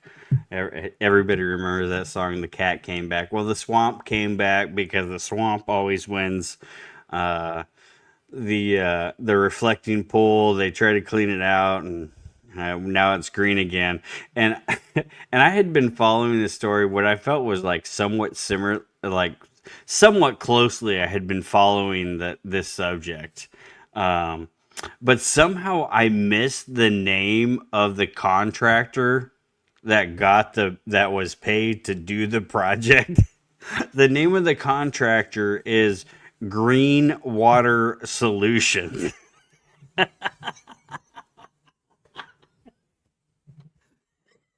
So Green Water Solutions is hired with this, what is it, 20 some million dollars or whatever. Green Water Solutions called in to fix this, and turns out the water is still green. It's like you can't even make this shit up, right? Like, I mean, it's like so on its face bad. It's so on its face stupid. Like Green Water Solutions. But this is kind of funny. So yeah, okay, back to our boy Oliver Tree. I did see this recently, and he only recently like popped back up into the algo because he did a thing where he went and did like, if you guys know, like the Pakistani truck repair, the Pakistani mechanic thing is like a huge trend, right? Like you can get a couple like Pakistani dudes in their safety sandals and their safety squints, give them like 24 aluminum cans, a broken broom, some roller skates, and some Zippo fluid or something, and they can make like an entire like tractor trailer like out of that shit. Like that became like a huge thing. And so like he did a thing. He went to make the cover for his album. He went like to those type of mechanics to like make a metal sculpture, which he claimed wasn't AI. He's like, oh, I could have easily just done this with AI, but it's not AI. Like he made a point to like say that. And then anytime anybody does that, like, well, maybe it is AI. You know, I don't know. You know, who knows? Like, it's got it, and you know, this has kind of been a prediction that I mean, a lot of people have made, and I've made it myself too. Is like that's kind of the purpose of the AI, right? This is also a throwback to earlier in the stream. You'll have to rewind. But so, like, the AI is getting to the point where a lot of this stuff you really can't tell if it is or is not, you know? And, like, officially on the books, and I did this on the stream the stream that has been deleted from the old channel, which was actually a super fire stream where I read from a LaRouche document, from Executive Intelligence Report document that had documents from the CIA that was, and the one that I was reading from was from the 70s, and it was this fucking cat. I'm gonna kill that motherfucker. No, I'm not gonna touch him because he cut me up already. But it was referring to documents from Indiana University and Purdue University from the 40s that were talking about artificial intelligence. So you're telling me like I'm not a guy that's like, oh, the military's got technology that's 100 years. No, the military is actually operating in the reverse. The military has shit that's 80 years old, and it's still considered like, the best shit that we have, right? I mean, we're literally flying planes that are older than most of the people that are actually in the military, right? You realize that, like, I mean, the military doesn't have any super advanced fucking bullshit, really. Nor does the government, probably, really, in reality. I mean, the whole you have to perpetuate that idea to be the government that you have this shit that's super advanced and ahead of time. But that's actually kind of debunking what I was going at, but not really though. If you're nuanced and charitable and hyper qualified about it, you'll see what I'm saying is that, like, this AI technology had to have been more advanced before and then slowly kind of release it. But not like it's super leaps and bounds or whatever. But the ability to deep fake this kind of stuff. And I've always pointed this out because the original company that made the computers that were able to do computer graphics was a company called SGI, Silicon Graphics Incorporated. And if you look into the history of Silicon Graphics Incorporated, they were major players in producing the computers for who? NASA. And then also, as far as making the computers for NASA, they were also the leader in Hollywood for producing the computers for film production companies that were making all the top movies that had computer graphics, like the Pixar studio, like Jurassic Park, like all the big movies, and they won tons of awards. It was all from Silicon Graphics Incorporated. They were the ones making the computer. They were also selling the computers to NASA at the same time, right? So that's a whole rabbit hole. I don't know where I'm going with that, but I'm just recalling my old Instagram day. We're live truther. Like I said, this is EB motherfucking T. You're watching EBT go live. Okay, we're doing what we call around here live truthering. Please stand by. I'm just saying, look up the films that Silicon Graphics Incorporated were involved in. Do a further deep dive and like Monsters Inc., Lawnmower Man, like, and then do like an exploration of like the topics in those movies that company made, and they're also the ones that supplied the like to NASA and DoD and all the. It'll blow your mind. It's quite a rabbit hole. SGI, Silicon Graphics Incorporated, rabbit hole. Dude.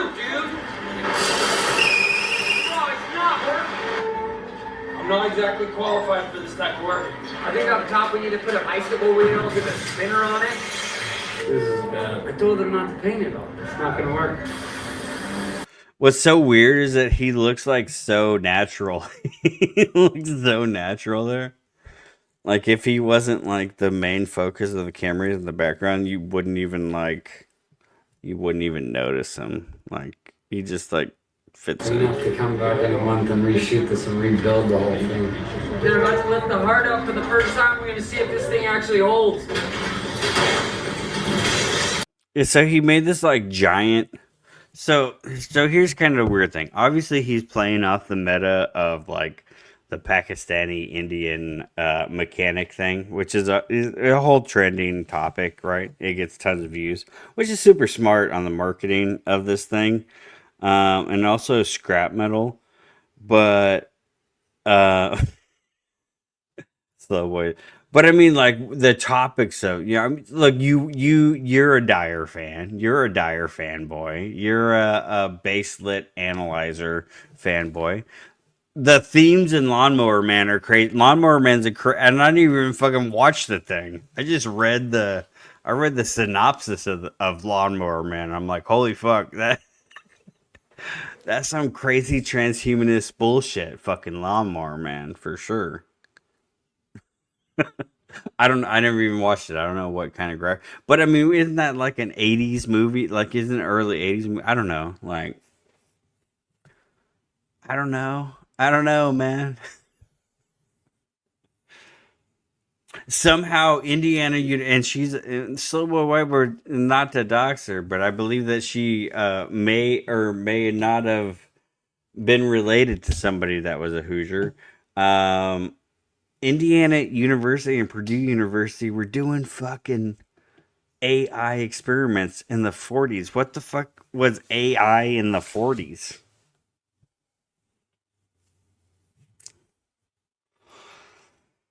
Children of the corn out there, you know what I'm saying? This is the most dangerous thing I've done in Afghanistan yet. Okay, so you fucked me up. So he's an Afghan, right? So this is a whole trend, like the Pakistan, Afghanistan, whatever, fucking mechanics or whatever. But what's so sad about this, and this is, like, why couldn't we do this in America, Oliver Tree? Why couldn't we have had a bunch of meth heads weld up and create this magical scrap metal beautiful piece of art? That crane is from the 60s. Well, clearly, because I don't know if you guys have ever been around anything metal in an urban area in the United States. But that shit gets fucking scrapped real fucking quick. And ain't nobody had time to weld all them catalytic converters together. I need that $30 right now, sir. Right now I need that $30. No. It actually would have been funnier if he had tried to do this thing in, like, Detroit or Gary or Indianapolis. even someplace like Indianapolis. Like, go to Omnisource and try to do this. But he had to go to Pakistan.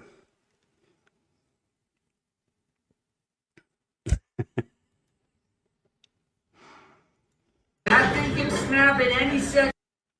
Well, yeah, I could go deep on Purdue University because it's Purdue University. I could blow your mind with the connections to Tecumseh, to the space program, to the Dragon Line, to Thomas Jefferson, to magic squares, to magic circles, to geomancy. Like, I mean, I don't know. I mean, how much time do we got?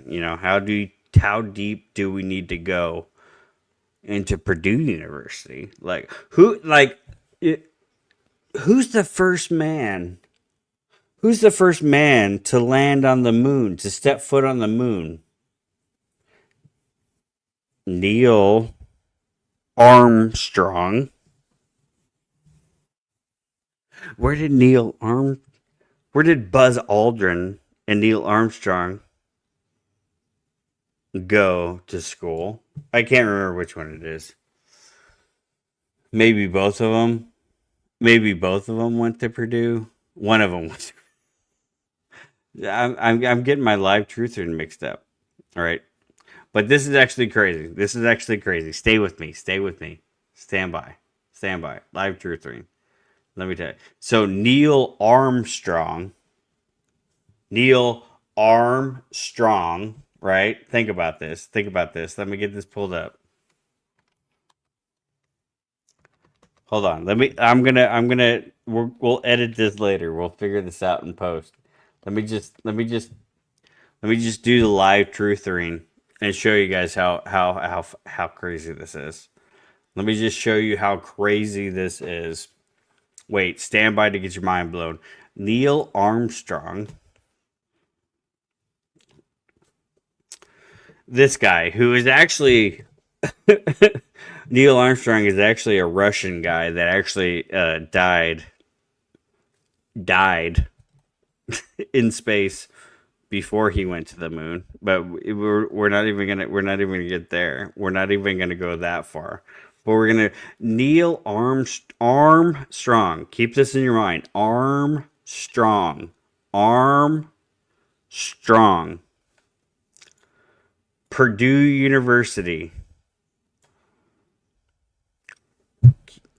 Armstrong. Purdue University. Armstrong, Purdue University. The first man to land on the moon is Neil Armstrong from Purdue University. Right? Okay, Purdue University. Major engineering, famous for its engineering. West Lafayette, Indiana. This is where Tecumseh establishes Prophetstown. Right there in Lafayette. Anyways, 20. Look at this. 27. I'm not even sharing the right tab. Yeah, right here. Okay, Purdue University, West Lafayette. 27 astronauts. 27 astronauts came from Purdue University, okay? And there's not a whole lot of fucking astronauts, okay? 27 of them came from Purdue University. Okay? Keep this in mind. Keep this in mind. Armstrong, Purdue University. Armstrong, first guy on the moon. Purdue University. What if we looked up the Purdue University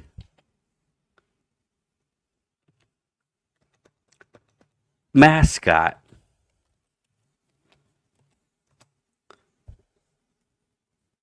Right? What if we did this? What if we Googled Purdue mascot? Now, keep in mind, we're talking about first man on the moon. Went to Purdue University. His name's Armstrong. First man on the moon. His name's Armstrong. Went to Purdue. Who do we have as the mascot? Pete the Boilermaker with the hammer. And he's got a strong arm.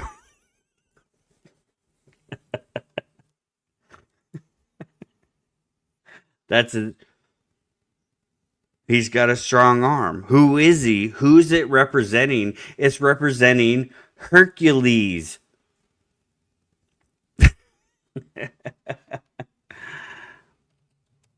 Hercules.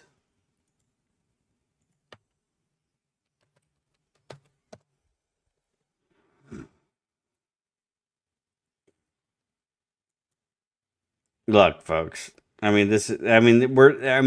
like, that's a crazy connection, but we're not even scratching the surface yet here, folks. Let me find you a good one that just, there's a classic Purdue, and of course it's not wanting to show me, but it's like this, you know. I can't find the classic image, but like kind of like that. Like art, he's always got a big strong arm and the hammer. Right. So, the first guy that lands on the moon, Neil Armstrong, goes to Purdue University, where their mascot is the Boilermaker, Pete the Boilermaker, and he's depicted as the strong arm man, which is representing, in a sense, one sense, Thor, but then also mainly Hercules. When we tie in the parallels with the Apollo project, right? We have Neil Armstrong on the Apollo capsule and all that, and then we tie it in with him being a representation of Hercules, the Armstrong, and he goes to a university where the mascot is a strong arm man with the hammer. I mean, this shit it gets crazy. We're just touching. We're just touching. All right.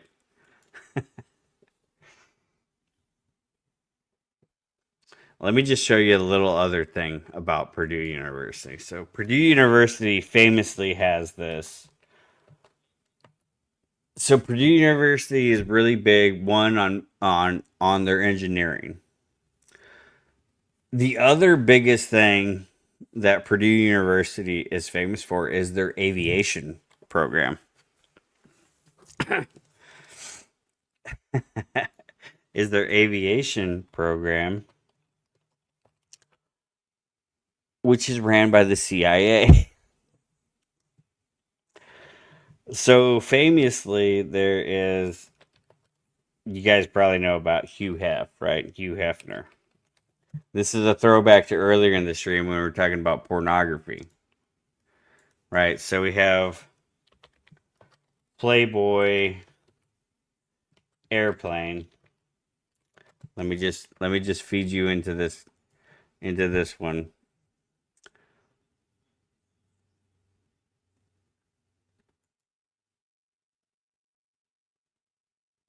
Search engine is being really gay.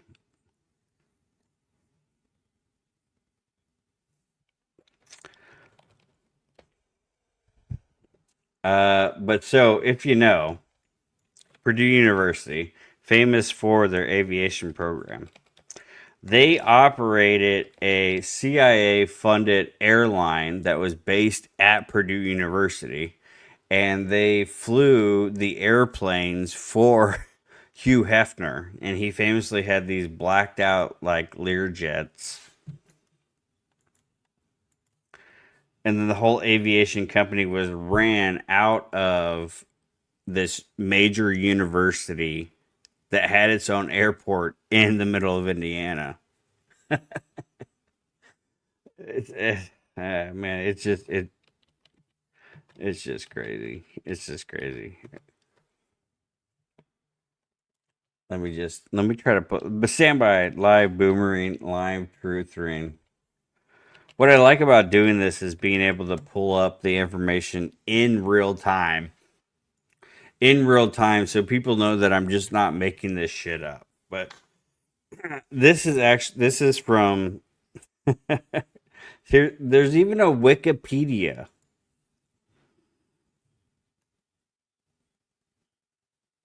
That's the wrong Wikipedia. Okay, I'm gonna dial that back. We're doing this live anyways. So this is from I'm sorry. There's actually a video. There's a couple of videos. Anyways, we'll start with this. So PurdueExponent.org. The history of Hugh Hefner's Big Bunny airplane at Purdue. So this was famously Hugh Hefner's aircraft, N950PB was the aircraft's official number. It was painted flat black, and it had the white rabbit. Of course, they have to tell you, right? The famous white rabbit. Follow the white rabbit. So this this is fucking nuts.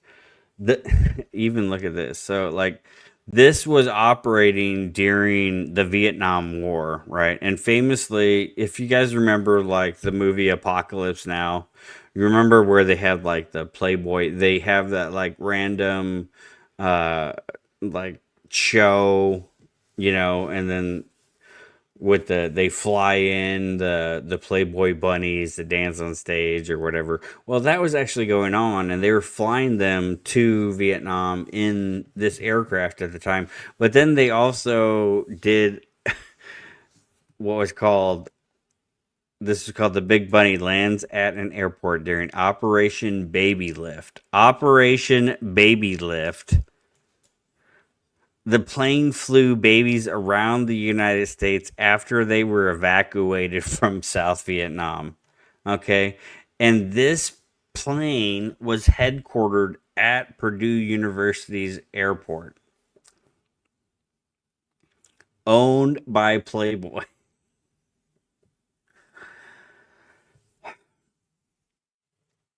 What you also have to realize about Purdue University and where I'm going with this about like the connection with the CIA funded airline that was ran under a guise as being part of Playboy, involved in this Operation Baby Lift, how this connects to Purdue University. Well, the connection with Purdue University is the large connection with Eli Lilly Pharmaceutical Company,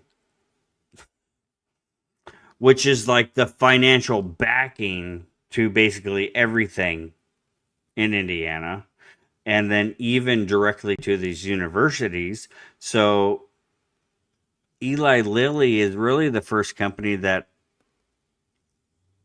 synthesizes adrenochrome,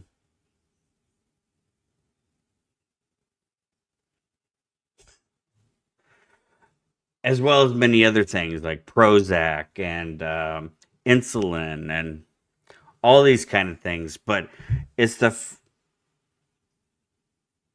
leading edge of pharmaceutical development in the United States. One of the tops, Eli Lilly, responsible for a lot of big things. This ties into the founder of Eli Lilly, his involvement with Dr. Gatlin.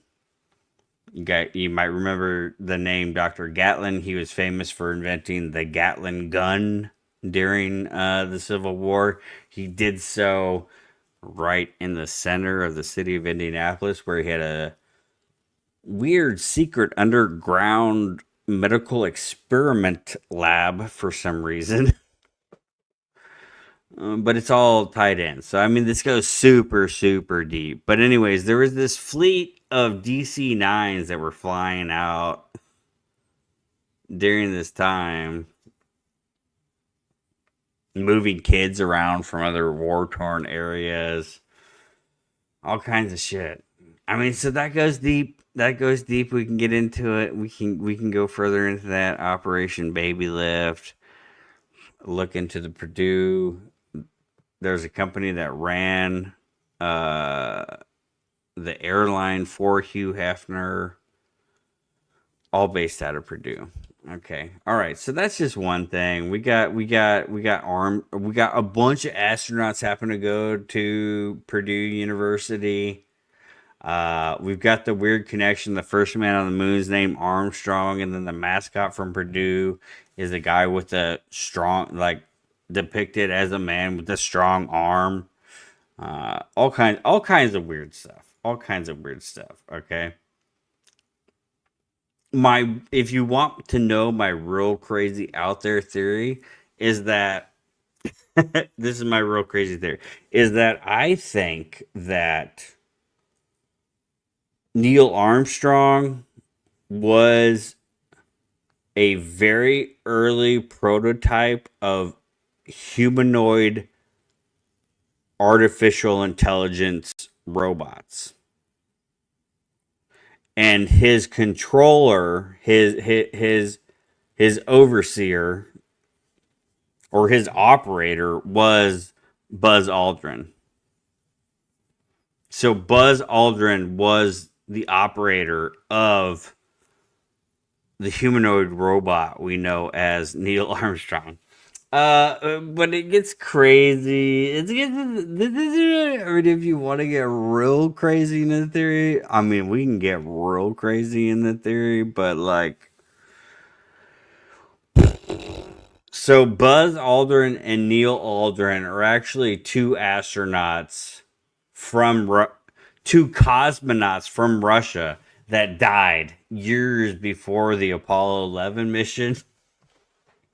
And they play the game so well, the sardonic Discordian theater that they play so well, but also don't play very well. But that's the point of it, is Buzz and Neil deposit 2 coins. They place 2 coins on the moon in memorial to these 2 Russian cosmonauts. And they are the Russian cosmonauts. It's sick. Hold on. Let me just show you this. If you guys don't know this, if you guys don't know, and it's not like I don't know if it's a super common. I know a lot of people know about it, but let me just show you this. So this is famous Russian cosmonaut Yuri Gagarin. I don't remember how to say his name properly. Okay, so let me just pull up the Wikipedia. First man in space. This guy right here. This guy from Russia is the in human history. This is the first man in space. Okay? Look at his face. Pay attention to it. Just pay attention to it. Just look at it for a minute while I pull this up. This is live truth stream. Please stand by.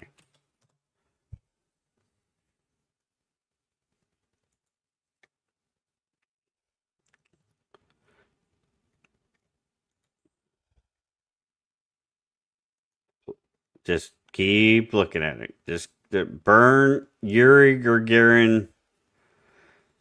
Burn his image into your head.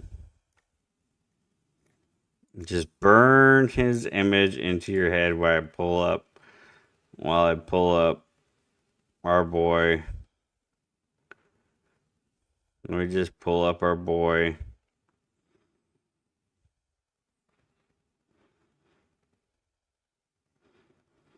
So this is the first man in space. Famously the first man in space.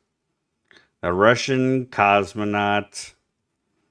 He ends up dying in a space mission. And then we have the first man on the moon.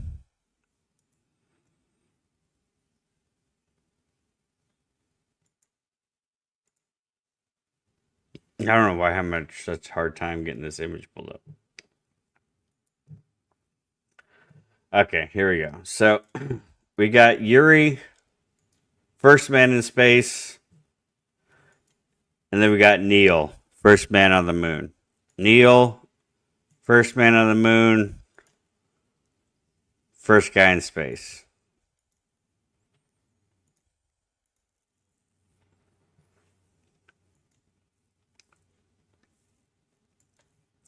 Those are not the best pictures to demonstrate this, but clearly they're censoring this shit. They don't want you to know. So anyway, so the cosmonaut and the astronaut, they're the same actor. It's the same guy. It's the same guy. And also the other guy that dies with Yuri, and I'm getting tired and I'm trying to pull this up, but they're the same guy. It's the same guy. Neil Armstrong is Yuri Gagarin. Okay?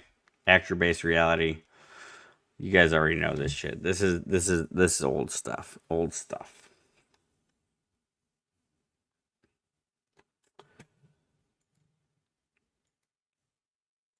I feel like I've gone so deep into this. This is what live truthing will do to you. You get into these. You start going to the rabbit holes, and then like you rabbit hole off of a rabbit hole, and then you don't have any idea where you were going. But I appreciate everybody being here. This is EB motherfucking T. This is an EBT Go live stream. 5:09 a.m. in the morning, 6:24:26, 17 in the box. Shout out to Q. Ready to rock. We're gonna take a quick intermission, and we'll be right back in a second.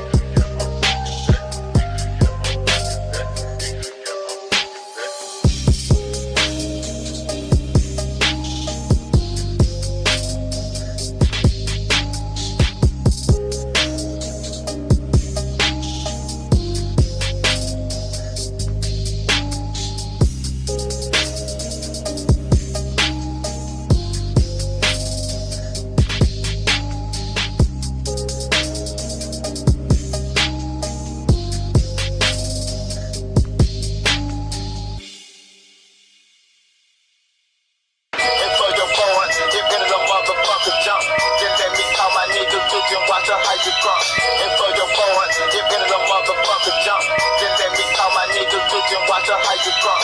And for your boy, if in a motherfucker jump, then let me call my niggas bitch and watch her how you drunk. And for your boy, if in a motherfucker jump, then let me call my niggas. Yo, what's up now, partner?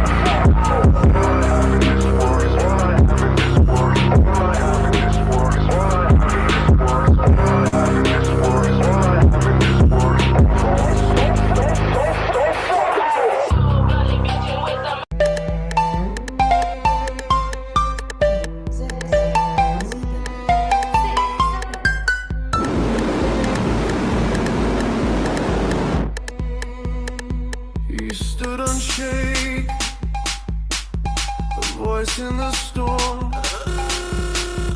a man of conviction, a heart reborn.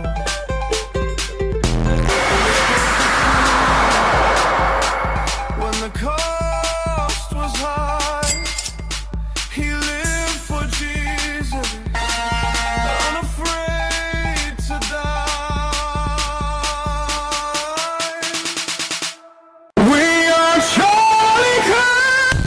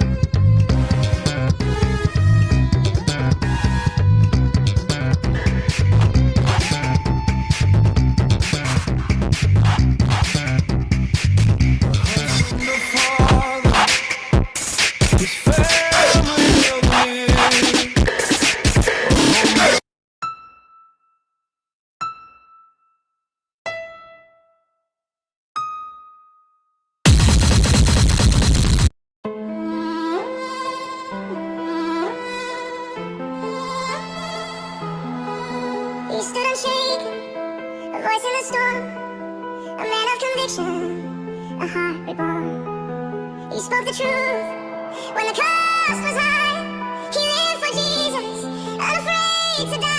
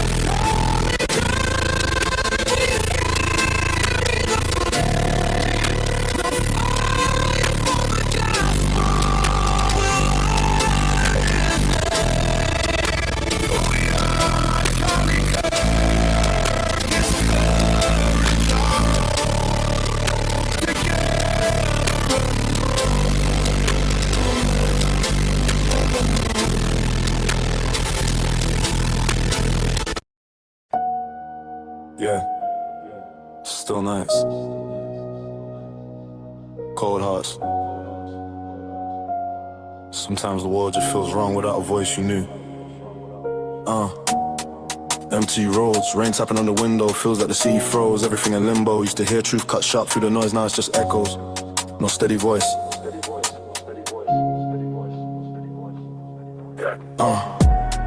People move fast, but the world feels slower. Shadows stretch long and the sky hangs lower. Once heard strength, now the streets sound sober. Lost that light and the nights got colder. Where'd you go, Charlie Kirk? Charlie. The sky turned gray, feels like the whole block lost its way. We are Charlie Kirk, we still pray, Charlie. But the world is heavy when you fade away, Charlie Kirk. Heart feels bruised, but I keep composure. Trying to stand firm with the weight on my shoulders. Your words cut deep like the drum of a soldier. And the silence hits harder as the nights get colder. Memories run like a film in my mind. Moments of strength that we hope we find. Now it's all distant, cold like the grind. Feels like we're searching for what's left behind. Where'd you go, Charlie Kirk? Charlie. The sky turned gray, feels like the whole block lost its way. We are Charlie Kirk, we still pray, Charlie Kirk. But the world hits heavy when you fade away.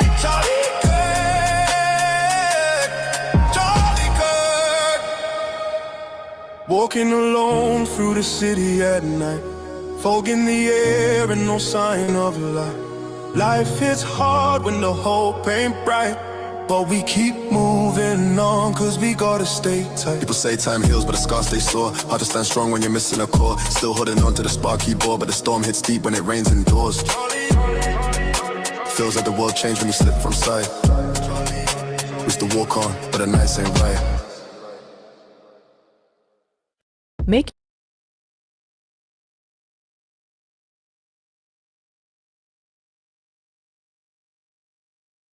the perfect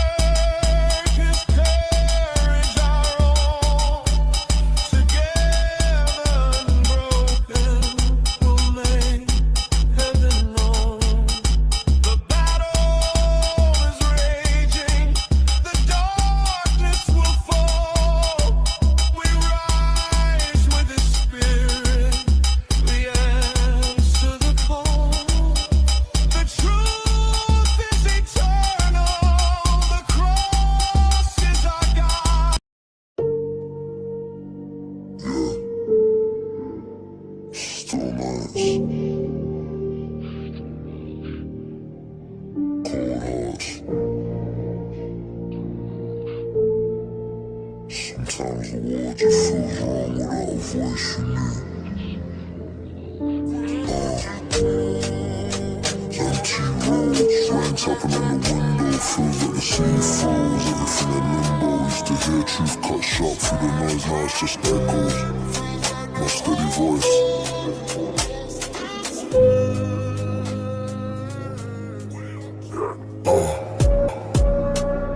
People move fast, but the world feels slower. Shadows stretch long and the sky hangs lower. Once had strength, now the streets sound sober. Lost that light, and the nights got colder.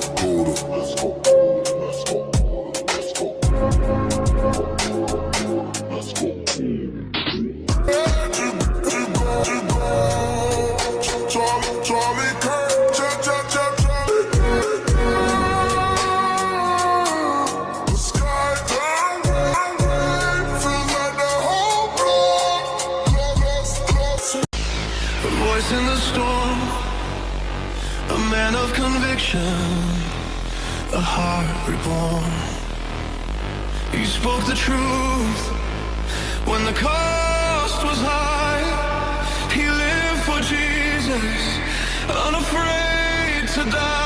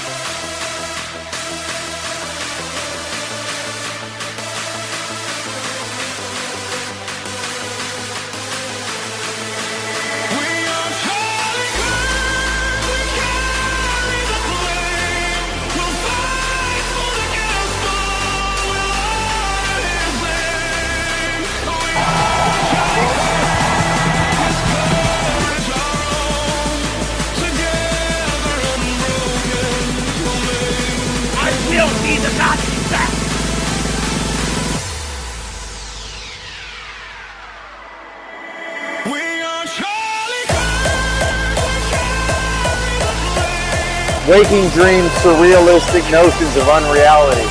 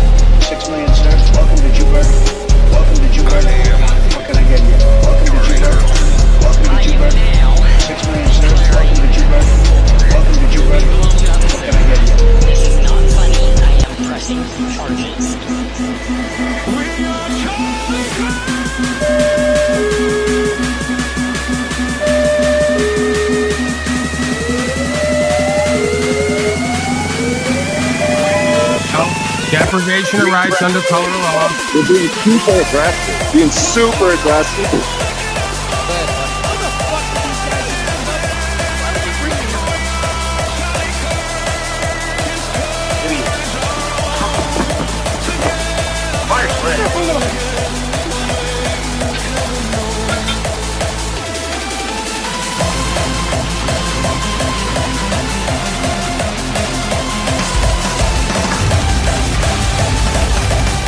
Waking dreams, surrealistic notions of unreality.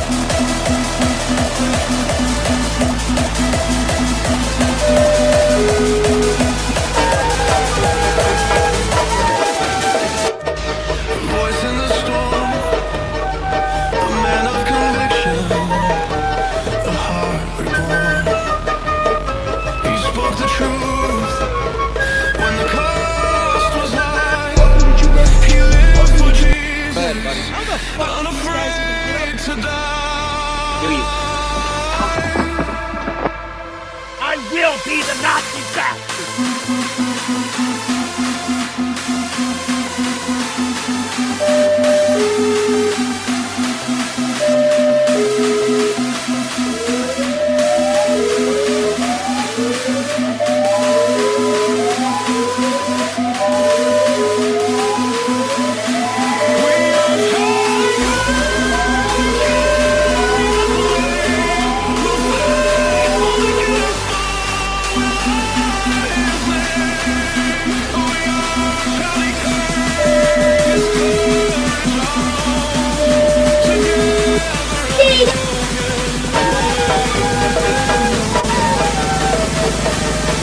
Let's fucking go!